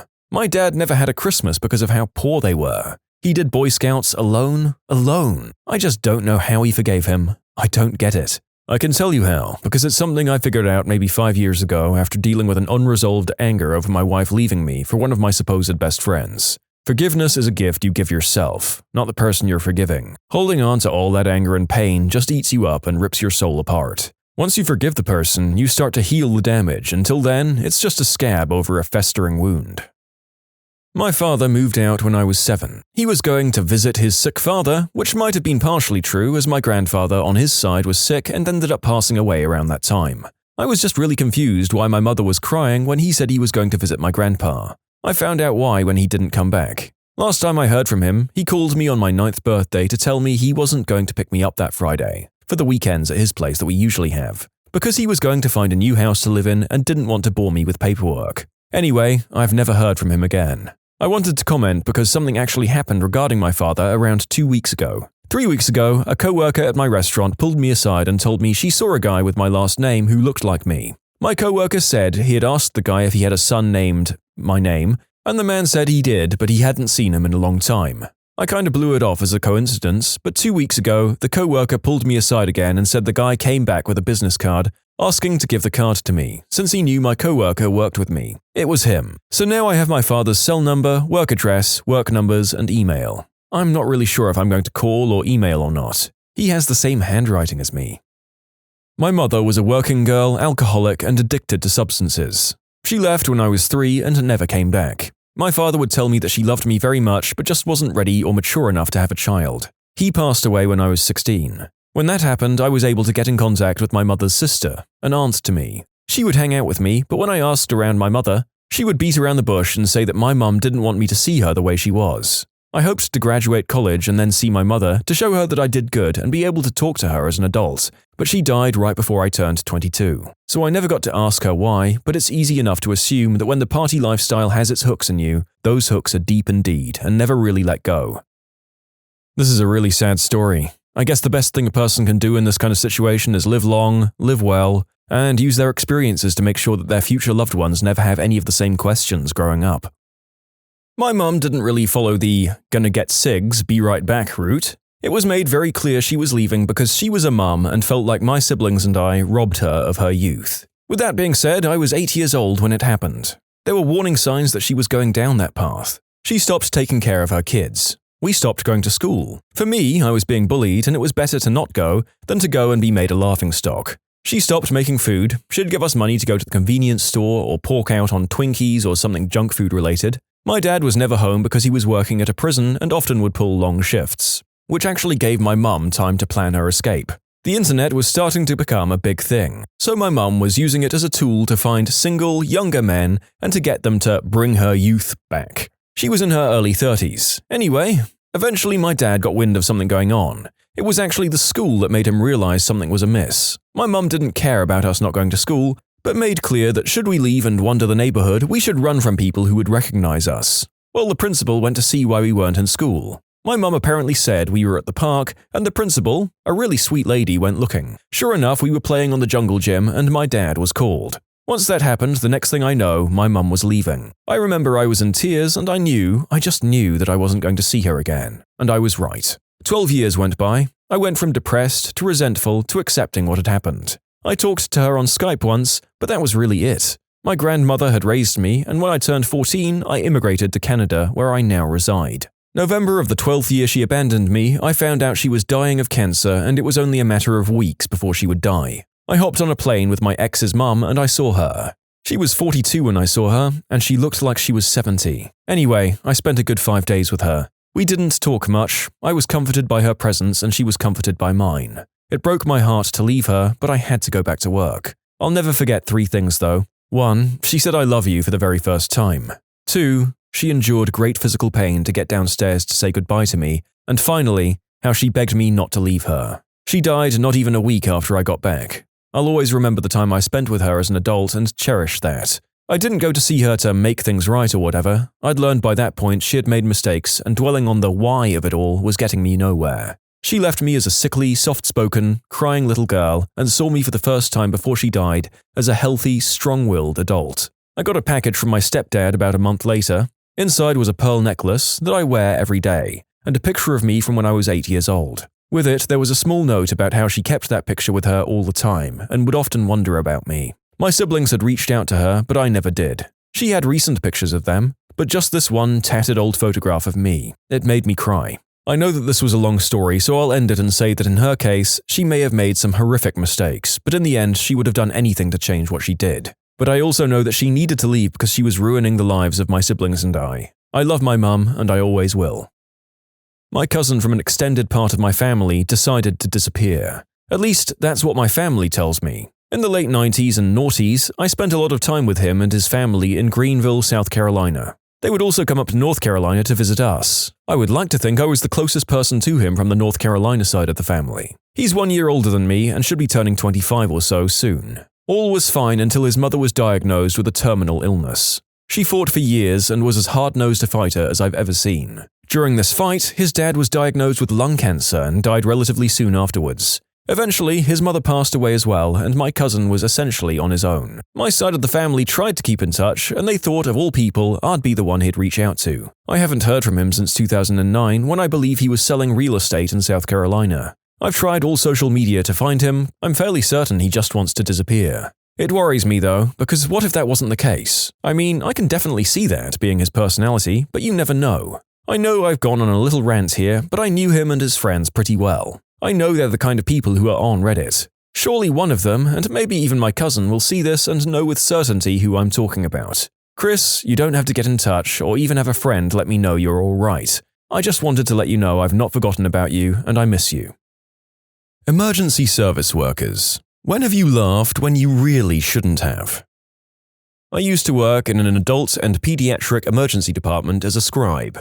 I followed a doctor, NP, or a PA and wrote their charts. One time a patient came in for downstairs injury to her girl bits. So the PA I was assigned to, who's my father's age, says, that'll be interesting, and we go in. The lady is very friendly, bubbly, overweight, with long, fake nails. He asks her what brings her to the ED, and she says, well, you see, I just got my nails done, and I was having fun and really going to town down there, and it felt really good, and I scratched my hoo-ha. She laughed awkwardly, and I couldn't handle myself and had to leave. The PA kept himself together and told the patient I left because my job was over, as I wrote down her complaint. But honestly, I was crying in the hallway with another tech who overheard. The door was shut, but she was loud and proud and the unit was quiet. I scratched my hoo-ha became a response to "What's up?" at my hospital for a bit.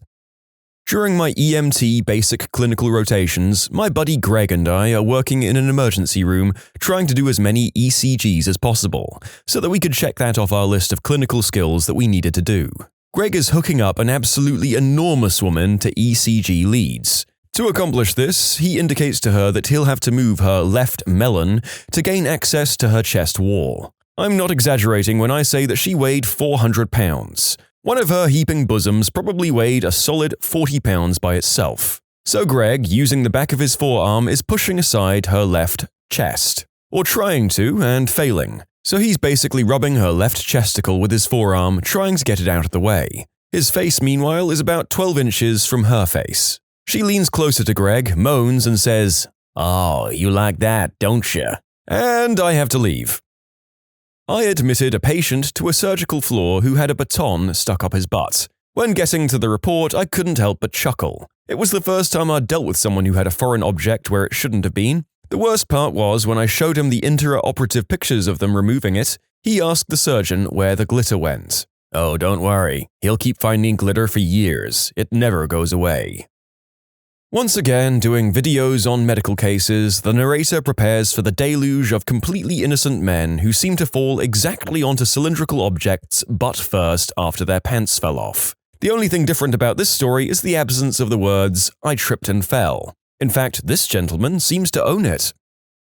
I work as an X-ray tech in a heavily Hispanic area in the US. I don't know a lot of Spanish, but I know just enough to get by. We get this patient in the ER, and there are 3 of us trying to fumble our way through this exam in our broken Spanish. We eventually get through the exam, and we're all kind of congratulating each other on knowing just enough Spanish. Then, out of the middle of nowhere, this guy says, "You know, you guys speak pretty good Spanish." In perfect English. I guess none of us decided to ask if he spoke English. Similar story, I walked in to perform an exam and the patient is just observing me. I said, "Hi sir, I'm blah blah blah, I'm here to do blah blah blah.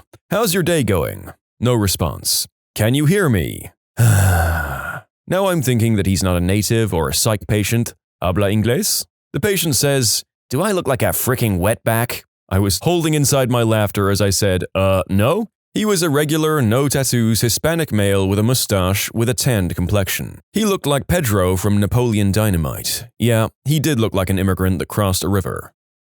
Was an EMT. My partner was doing a head-to-toe on a little old lady that fell at a nursing home. She gets to the patient's left hip, squeezes it and says, "Ma'am, do you know how long you've had this growth on your hip?" Little old lady replies in a TV-worthy Boston Brahmin accent, "That's my chest, dear." Gave myself a bloody nose when I tried to hide my laughter by shoving my face into the oxygen bag and smacking it on the tank.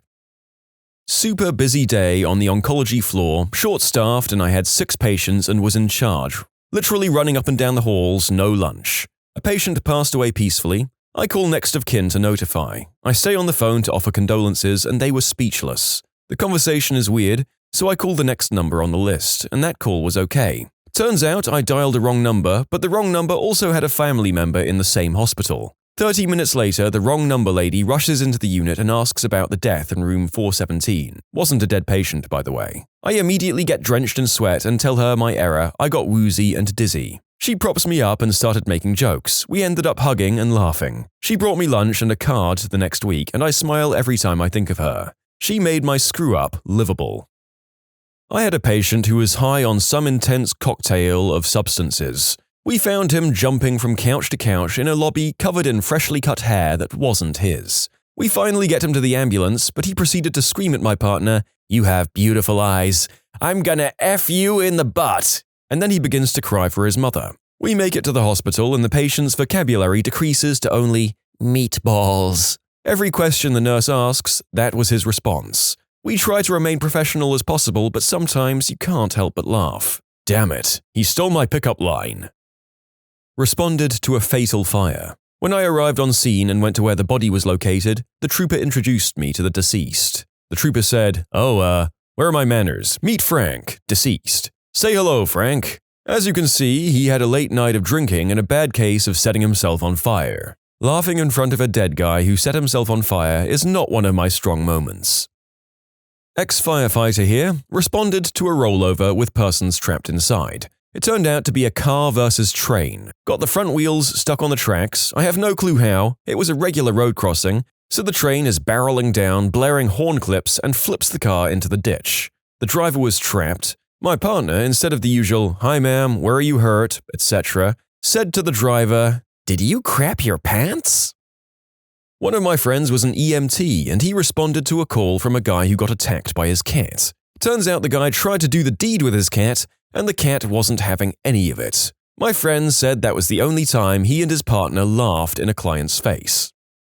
So I was riding along with my dad, who was a firefighter and paramedic, and we went to the house for a mentally handicapped female who had fallen and couldn't get up. I should mention that this female lives with her husband, who is also mentally handicapped, and they have a caretaker who checks in on them daily but doesn't hang around 24/7. Anyway, so he sat her up and my dad asks his other medic to run out to the ambulance to grab an extra cold compress to put on her head, where she fell. But she says there's an ice pack in her freezer that will work just fine in the next room. Well, the other medic goes into the other room and looks for about 2 minutes before coming back with a bag of frozen vegetables that would work as well. The mentally handicapped lady looks him straight in the face and says, "That's not a cold pack, those are vegetables. Are you retarded?" In short, paramedic got called retarded by a mentally handicapped woman.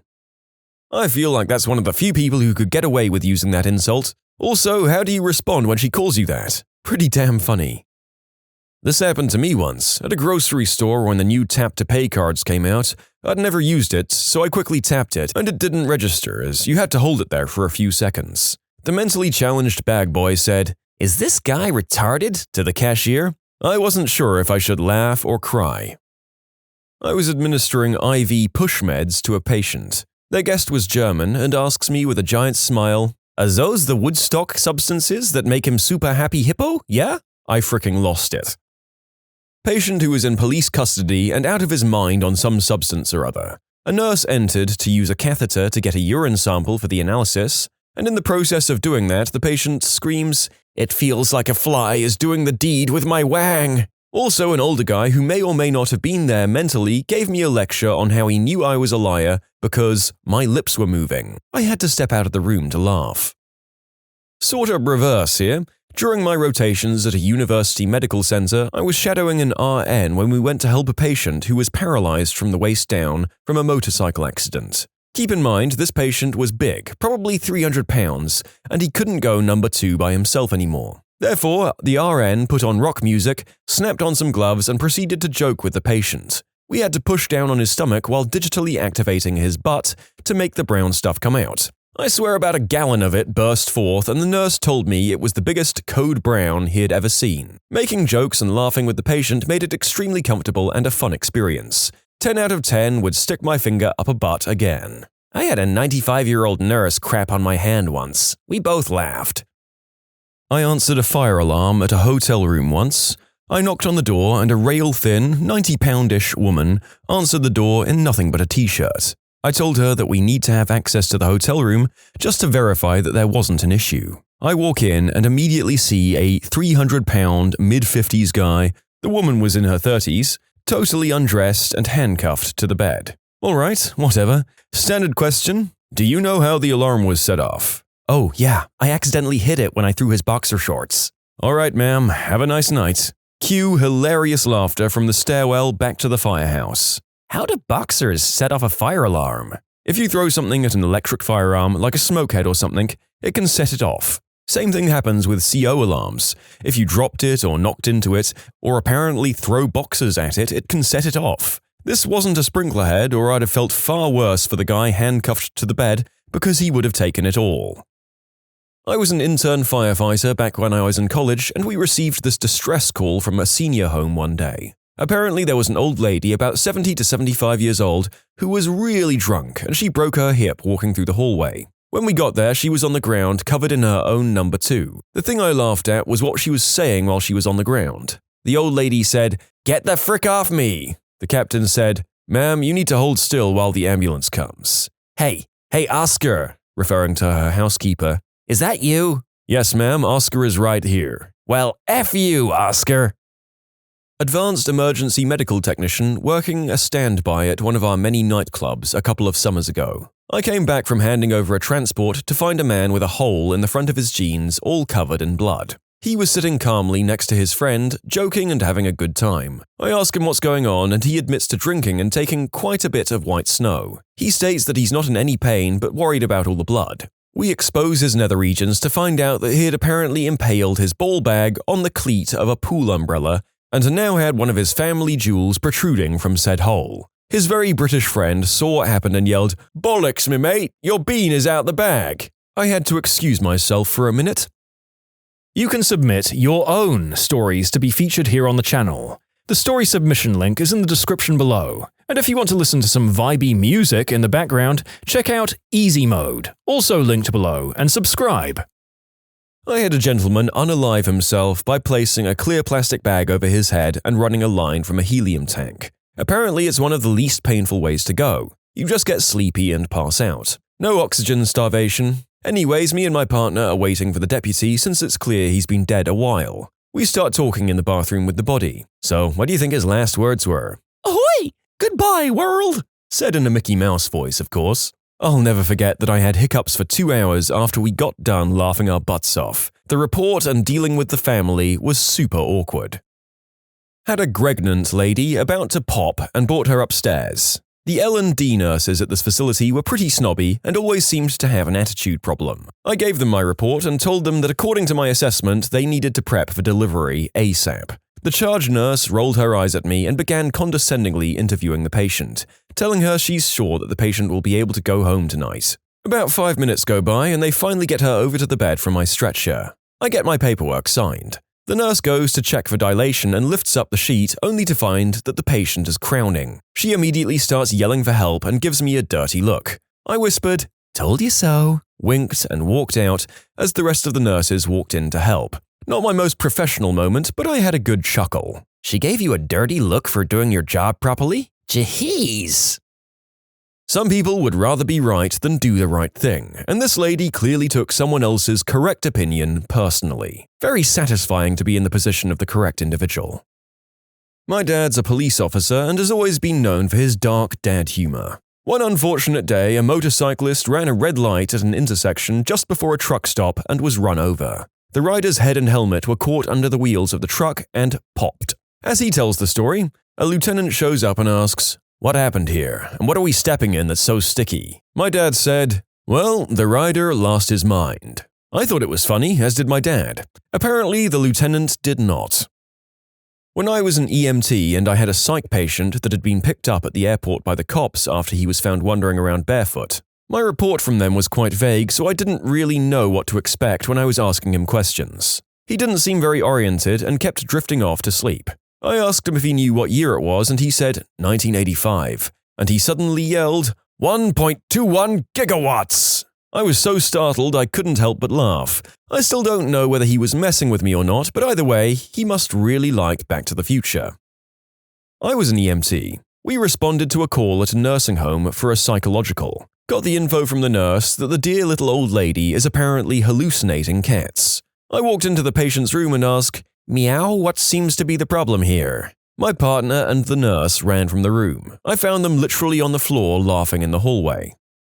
So I don't know if I fit the category, but this story made me lose all professionalism in a heartbeat. I'm a social worker, so I interview a lot of children. One of the standard questions is asking if children know where their private parts are and asking if anyone has ever touched them there. So I ask this 11-year-old if anyone has tried to touch her, and she says no. I ask if she knows what to do if someone tries to do that. She tells me that whenever she goes to a friend's house, she has a pair of scissors under her pillow for protection. I chuckled a bit, but maintained my composure. I asked the girl if she would tell anyone. She says she'd tell her mum and tell that she didn't kill them on purpose. I lost it. I couldn't continue the interview after that. I told my supervisor about it and she just laughed.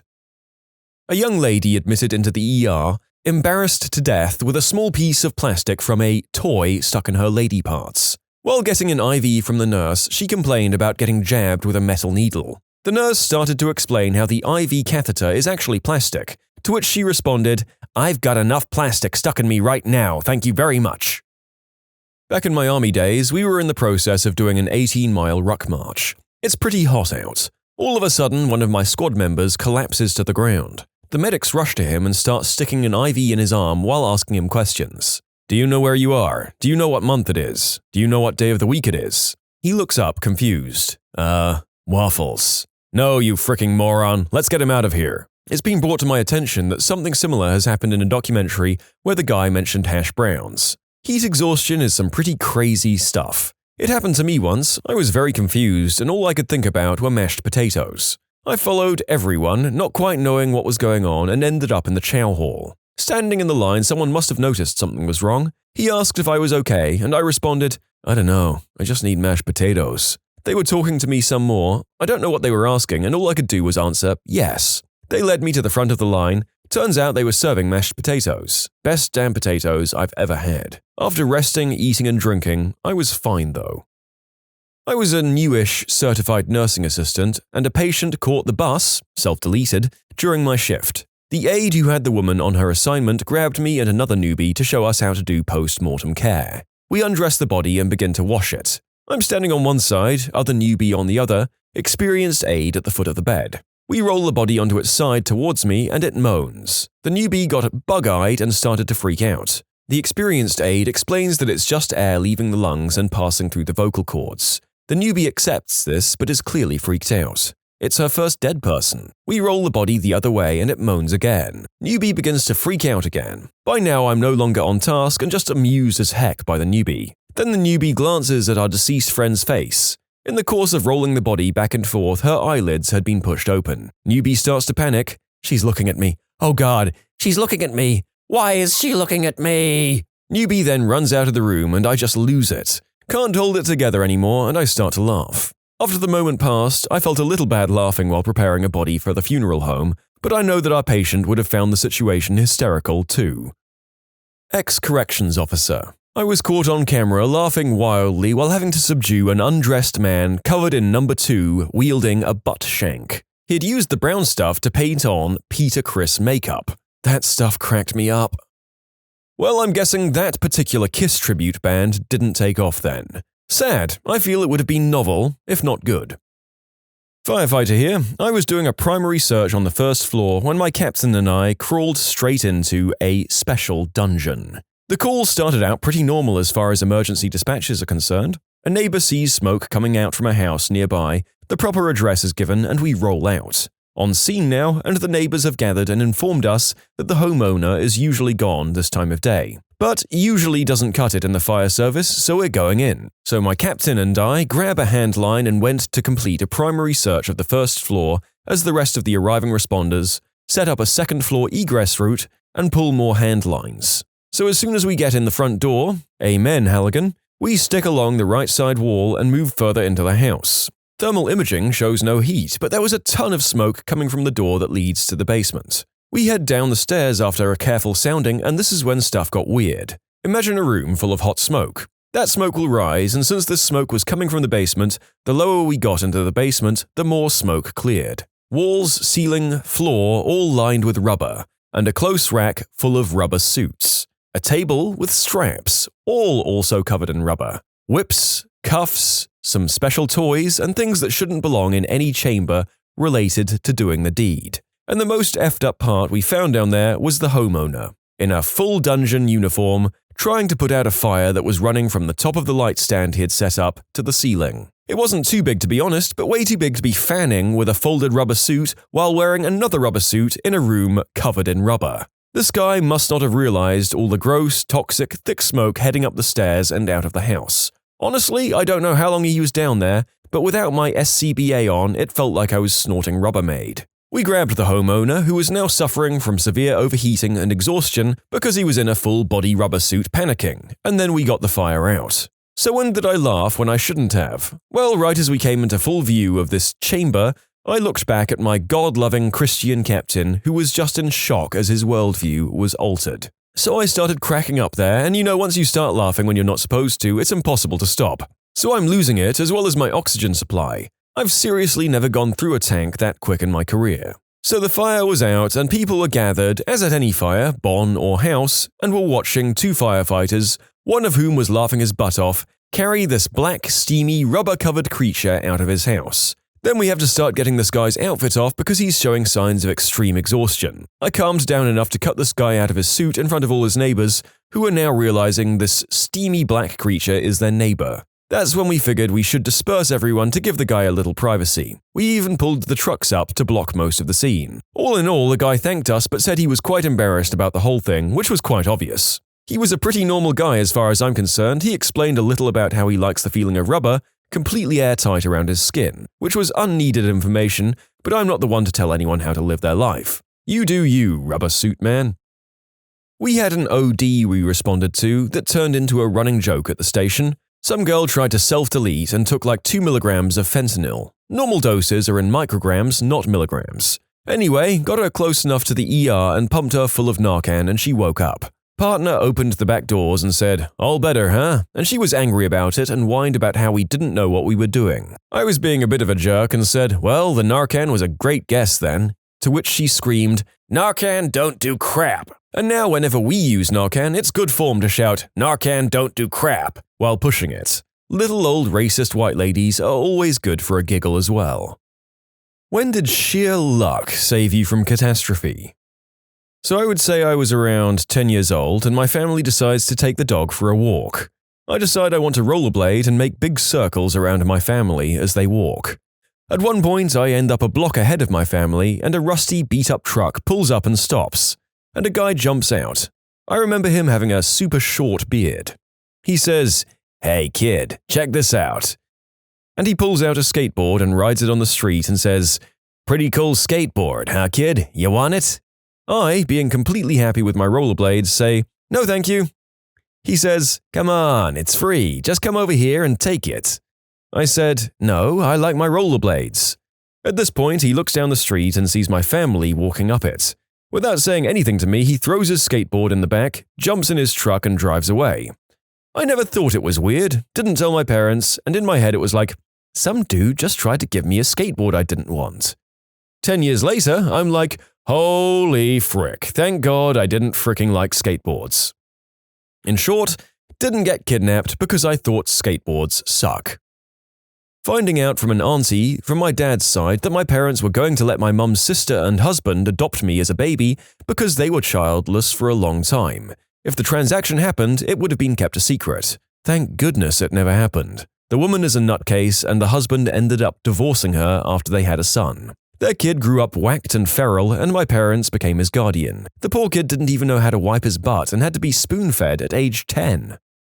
This one happened to someone else, but it's still interesting. I'm 16 years old, and last year when I was walking home from school, I saw two little kids that couldn't be older than 9 who were walking home a little bit in front of me. I assumed they were brother and sister. Anyway, me being so much bigger with longer legs, I eventually started to catch up to them. And right when I was about to turn off into my street, I noticed a car pull up next to them and ask them to get in. My heart stopped when I heard the older one say, "But mister, we don't know you." After that, I kept walking towards them and screamed out, "Lucy, Mark," because I didn't know their actual names, and they both looked at me. I ran up and said, "Guys, don't run off on me like that. Stay close." I pretended like I didn't see the car pulled up next to them and walked with them until the car drove off. They asked me who I was, but I just kept telling them to be quiet until the man goes away. When the guy left, I told them not to talk to strangers and walked them home. I explained to their parents what happened, and I don't think I've ever seen more grateful parents. Don't talk to strangers, kids. So wait, who are you now? Shut up and do what I tell you to do.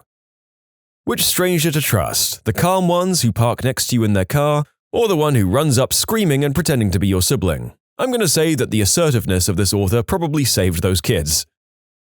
First, let it be known that I have a gift/curse where people feel like they can tell me their life story. Strangers especially. I rode the city bus from a ghetto part of town to Homelessville, where I had to transfer to home. There were a few regulars, but every now and again there'd be someone new and inevitably they'd sit next to me. I was at the transfer bus stop with 3 other people. An old man who spoke no English, so I'd never spoken to. This twitchy gang dude who'd gotten on the first bus a few stops after I did. Then there was a man in a suit. He looked like the love child of a successful black guy and The Rock. He sat next to me and started a conversation. I don't remember exactly what it was, but something about his line of questioning creeped me out. On the surface, it wasn't anything like, "What undies are you wearing, little girl?" And aside from sitting way too close, he didn't try to touch me. Maybe I was just too wary of strangers, but I just didn't want to talk to him, and I hoped he got onto another bus. However, I was raised to be polite and couldn't think of a way to tell this guy to please stop talking to me. Then twitchy gangbanger plops down next to me on my other side, also too close. Now I'm sandwiched between 2 guys, and Twitch was almost leaning over me. He starts talking loud and fast, rambling and mumbling to where I can't understand a word. Creepy guy eventually gets up to go stand next to no English, but I still have Mr. Twitchy. Twitchy then proceeds to tell me his life story. He claimed to be in a well-known gang, and I thought he was saying this to appear tough, though he was flying the right colors. He then talked about his role in the gang and how his dealer ripped him off earlier that day. He was pointing to scars on his arms and face and explaining to me how he got them. My bus came and we all climbed into it. Creeper had basically given up talking to me and sat somewhere near the front of the bus, while Twitch followed me to the back. He wasn't as close as he had been before, so I calmed down ever so slightly. It also helped that I was sitting next to a regular who was blind, so if push came to shove, I could whip Twitch with the cane. He kept up with the constant monologue and didn't stop until Creeper got off the bus. Twitch then says, "Oh, I thought that weirdo was never gonna leave," and runs off. Before he does, I hear him asking the driver the quickest route to get back to where we'd been picked up. I went home and using the location and many hours, I found out that Creeper was a convicted, unspeakable act offender. A month later, I also saw a very familiar mugshot in the paper. Twitch was arrested for murder. In short, had a nice talk with a gang member who, it turned out, killed a lot of people. Also, he got on the wrong bus to protect a 16-year-old girl from an unspeakable act offender. Mine was a few months after I'd turned 21. I'm from India and frequently make trips from my house to Bombay, to one in another state around 1,000 kilometers away. It's a 20-hour journey because I prefer buses over trains. I've been doing it for over 15 years and always booked the exact same seat, 4 seats down from the driver on his side. This particular time, though, I booked my ticket late and instead got a seat on the opposite side of the bus. We'd just stopped for dinner, and once done, I got back to my seat and settled down with a book. As soon as we turned back into the highway, there was a thud and a lot of dust and glass flying around. Turns out a truck rammed into the side of the bus. No one was hurt more than a few scratches. However, in my usual seat, there was a lady about 5 feet tall, and there was a huge block of wood that was stuck over her head. If I'd gotten in that seat, I'd have been decapitated. Was quite a what the frick moment and gave me some perspective on life. In short, didn't get my usual seat on the bus, was spared a decapitation. When I was about 7 years old, my twin, an older brother, and I had gone with a family friend to go to his mother's house. This was nothing out of the ordinary, as we'd gone with this man on several such occasions prior. We were living somewhere in Nevada at the time, nearish the California border. He'd asked my parents if it was okay for him to take the three of us for a visit, and my parents said yes. I'm not really sure at what time we left, but we never made it to his mother's house. I was looking forward to seeing her cat again. We drove for hours, my brother, sister, and I in the back seat. This man didn't stop to let us out for a bathroom break, and he didn't have anything other than beer for us to drink, and he was drinking as well. After another hour or so of driving, he got pulled over. He told us not to say anything to the officers. They approached his vehicle and could smell the beer coming off him in waves. They noticed us in the back seat and asked if we were his. He, of course, said yes. The officers didn't believe him. Thank God. They asked him to step out of the car and placed him under arrest. He fought them the entire time until they clubbed him into submission, just to get him in the back of the cruiser. Another CHP showed up and took us with him to a foster home, where we stayed until our parents could come to pick us up. It wasn't until 15 years later that I'd learned that the man had pretty awful intentions with the three of us. I never thought of the fact that he didn't bring any of my brothers with us. When the officer asked him why that was, he simply replied that the other brother would have talked. In short, kidnapped at 7, forced to drink beer when thirsty, and nearly the victim of God knows what by a drunk man before he was arrested. Let this be a lesson to parents listening. It's not just strange men you have to look out for. Even acquaintances like this can have pretty sinister intentions. Scary stuff.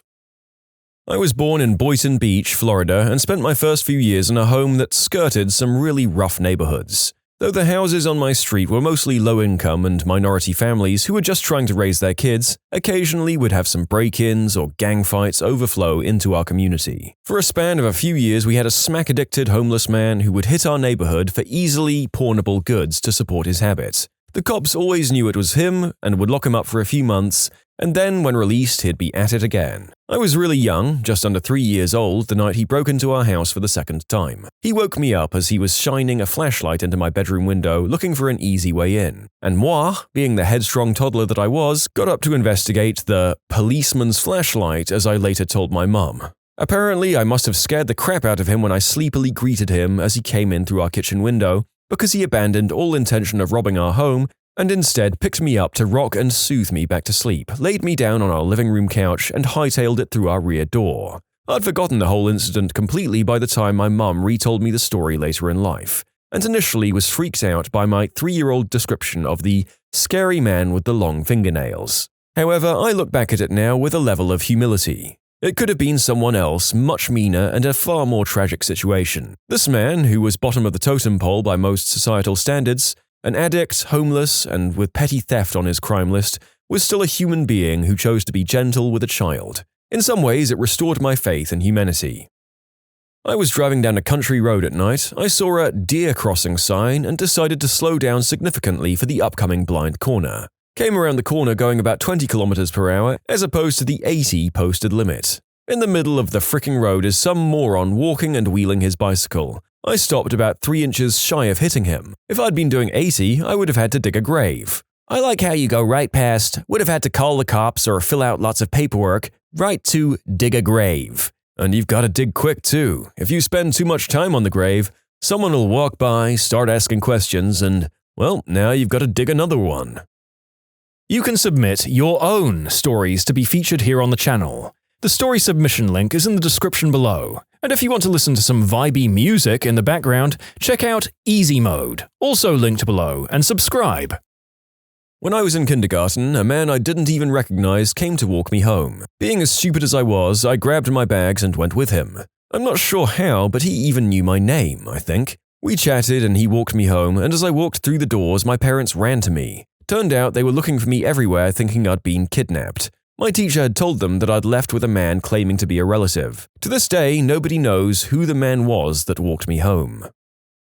I was chased by an adult male when I was 7. My mum asked me to deliver some eggs and sugar to a neighbor. Typical upper-class, northeast neighborhood, no crime. After I delivered the goods, I started back home, about a quarter mile. There were no streetlights and it was very dark that night, dark enough that I could barely see anything, when I got to a long bend with bushes on both sides. I just passed a driveway when I heard a loud rustling behind me, so I jumped and looked back at the same time, and I saw a large, dark figure emerge from the bushes towards me. I was a fast kid, fastest in my class, fastest in my soccer club, and all I could think of was how dark it was and how if I tripped on something, I was a goner. I could hear a man's grunt and inhales and exhales close behind me. I couldn't hear his feet though, just his breath, and it sounded like he was no more than 5 feet behind me. I kept thinking all I had to do was get within sight of my front yard with all those lights and he would turn back and quit. But when we got that close and we were running in the light, I could feel him pressing harder, and I felt like he was getting closer. I decided to take a shortcut through a hole in a row of bushes that bordered our land. My siblings and I had used the shortcut pretty much every time we've walked in that direction, so I knew there was a 2-foot drop to the driveway. I ran and ducked through the hole and into my driveway, and I could hear him crash through the bushes. Didn't hear him fall, and he was still after me. When I got to about 20 feet from my front door, I no longer heard him, which was good because I fumbled with the screen door, and in doing so, I got my pinky finger caught and cut off the last knuckle. I opened the heavy front door, jumped inside, slammed it shut and locked, screamed out for my dad, and didn't notice my finger was missing a knuckle until my mum let me go from a long hug. My dad ran out after the guy with a weapon, but he was gone. My dad came back, fished out the end of my finger and put it in a bag of ice to take to the hospital. But they said it was pointless, no pun intended, to try and reattach it. Forget why exactly. The police took my story, looked around, but aside from the bushes being jacked up and some grass pressed down in an obvious pathway across my yard, there was nothing. A few months later in a neighboring town, there was a boy about my age who went missing while walking from a friend's house late at night. Then another a few months after that. I never heard anything about the fate of those kids, and for all I know, it's not at all related to my being chased. But it erased the idea I tried to believe that maybe some guy was just messing around. A scenario that let me forget the fear of going outside at night. The boys' disappearances also made me very appreciative for life. And fast feet. Sorry for the long story, I haven't really thought about it in a very long time, so retelling it has reminded me I need to talk to my 2 kids about being safe around people. And maybe I should have them come with me to run the track for a few laps. Years ago, I was walking on the sidewalk during one of those silent hill days that San Francisco has sometimes, the entire world filled with fog, every sound muffled. Still on the sidewalk, I turned to cross the street and paused for absolutely no reason with my hand up in front of me, and felt something tingle on my fingertips. Something flat and yellow appeared and then disappeared in front of me in a flash, at hip level, without making a sound. It took me about 10 seconds to realize what I'd just seen was a taxicab streaming by at about 50 miles per hour that had been unable to see the road and had driven onto the sidewalk. The tingle I felt in my fingertips was my hand touching the side of the passenger's side window. In short, I'm the luckiest mother fricker on the planet. See, I've never witnessed one of those pea-super fogs that makes it literally impossible to see the road you're driving on from your car, but I feel like this is more of a driver problem than it is a weather problem. When I was around 9, I went roller skating with my older friends who were around 12 years old. We had just skated out of our neighborhood area when I realized that I forgot something. So I skated home, which was literally 2 minutes away, got whatever and headed back. I found out that my 2 friends had crossed the small road while I was gone and had gotten hit by a driver who ran the red light. It was a hit and run. It was especially sad because one was a longtime ballet dancer and she was never able to recover from it.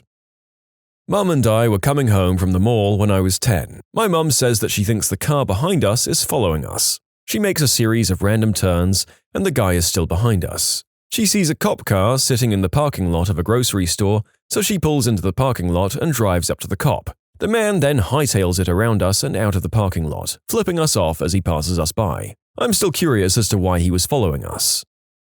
When I was about 3 or 4 years old, I was watching TV in the basement with my dad while my mum was out with her friends. We heard the door open upstairs and someone walking around. My dad told me to go upstairs and say hi to my mom, and being lazy, I refused. A few hours later, my mom came home and she asked my dad if he'd moved some of the stuff in our house because it was missing. We'd been robbed. If I hadn't been so lazy, I would have gone upstairs and that guy might have taken me too. He might have also seen that someone was home and fled, but the other option is really scary to think about. I also avoided a confrontation with robbers. When I was in high school, I took courses at the college 40 minutes away, and the pizza joint where I worked was relatively nearby. Sometimes on days when I had a huge gap between class and work, or no work in the afternoon or evening at all, I would go home and take a nap, pretty much completely undressed. One day I had a long gap, but I decided that I needed to go get some new shoes for work, and so I didn't end up going home that day. I got a call from my mum as I was trying on shoes that someone had broken into the house. If I hadn't decided to buy shoes that day, the 2 to 3 men who broke in would have come across me in the back bedroom, a 17-year-old girl sleeping and undressed. Yikes. In short, brought shoes instead of napping at home and avoided confrontation with robbers in my groggy, undressed state. I was four-wheeling with some friends up in the Rocky Mountains last summer. I'm not from the US and this was my first time, so I was just a passenger. Everything was going normally, at least as normal as I think, yelling yee-haw while listening to the Team America soundtrack, when we took a turn a little too sharp and high-centered on the edge of a cliff. It was like slow motion as we slowly crept towards the edge and I decided to put on my seatbelt. The car got stuck on a mound, but wouldn't move backwards. I think the mound was the only thing that slowed us down enough not to go off the cliff. We were literally an inch away from plummeting to our doom while "America, frick yeah!" was blasting through the speakers. We don't let Corey drive anymore. I hope you see this, Corey. You're an awful driver. I was 19 years old, traveling by car alone through some pretty isolated towns. No cell phone. My trip was about 9 hours, and when you drive for that long, you end up driving with the same traffic for a while. There was a truck that had passed me and then slowed down to the point where it passed over and over. I was a little annoyed, but other than that, I didn't think too much of it. When I pulled over into a small gas station, it pulled over behind me, but didn't drive up to a pump. As I stood there while the gas pump ran, I noticed a man in the truck watching me, but didn't return the stare. I went into the shop to pay for my gas. As the cashier was putting my payment through, he looked surprised at something behind me. I turned around and my body felt like it could jump out of my skin. The man from the truck was standing close behind me, close enough to touch me by bowing his head. He didn't move, just stared. I walked around him and went to the restroom. I locked the door to the restroom as well as the stall door. When I opened the door, he was standing there waiting. As I walked to my car, he followed me. I stood by my locked car, keys in hand, looking at the man, who was a few feet behind me, in the reflection of the window. We stood there like that, him staring and me waiting to unlock my door. I was afraid that if I unlocked the door, he'd do something crazy like push me in and take off. What was probably almost a full minute later, he slowly walked around to the front of my car and said, "You be careful out there," before getting back into his truck. I got into my car, locked the door, and waited. He didn't move his truck to pull out until I moved my car.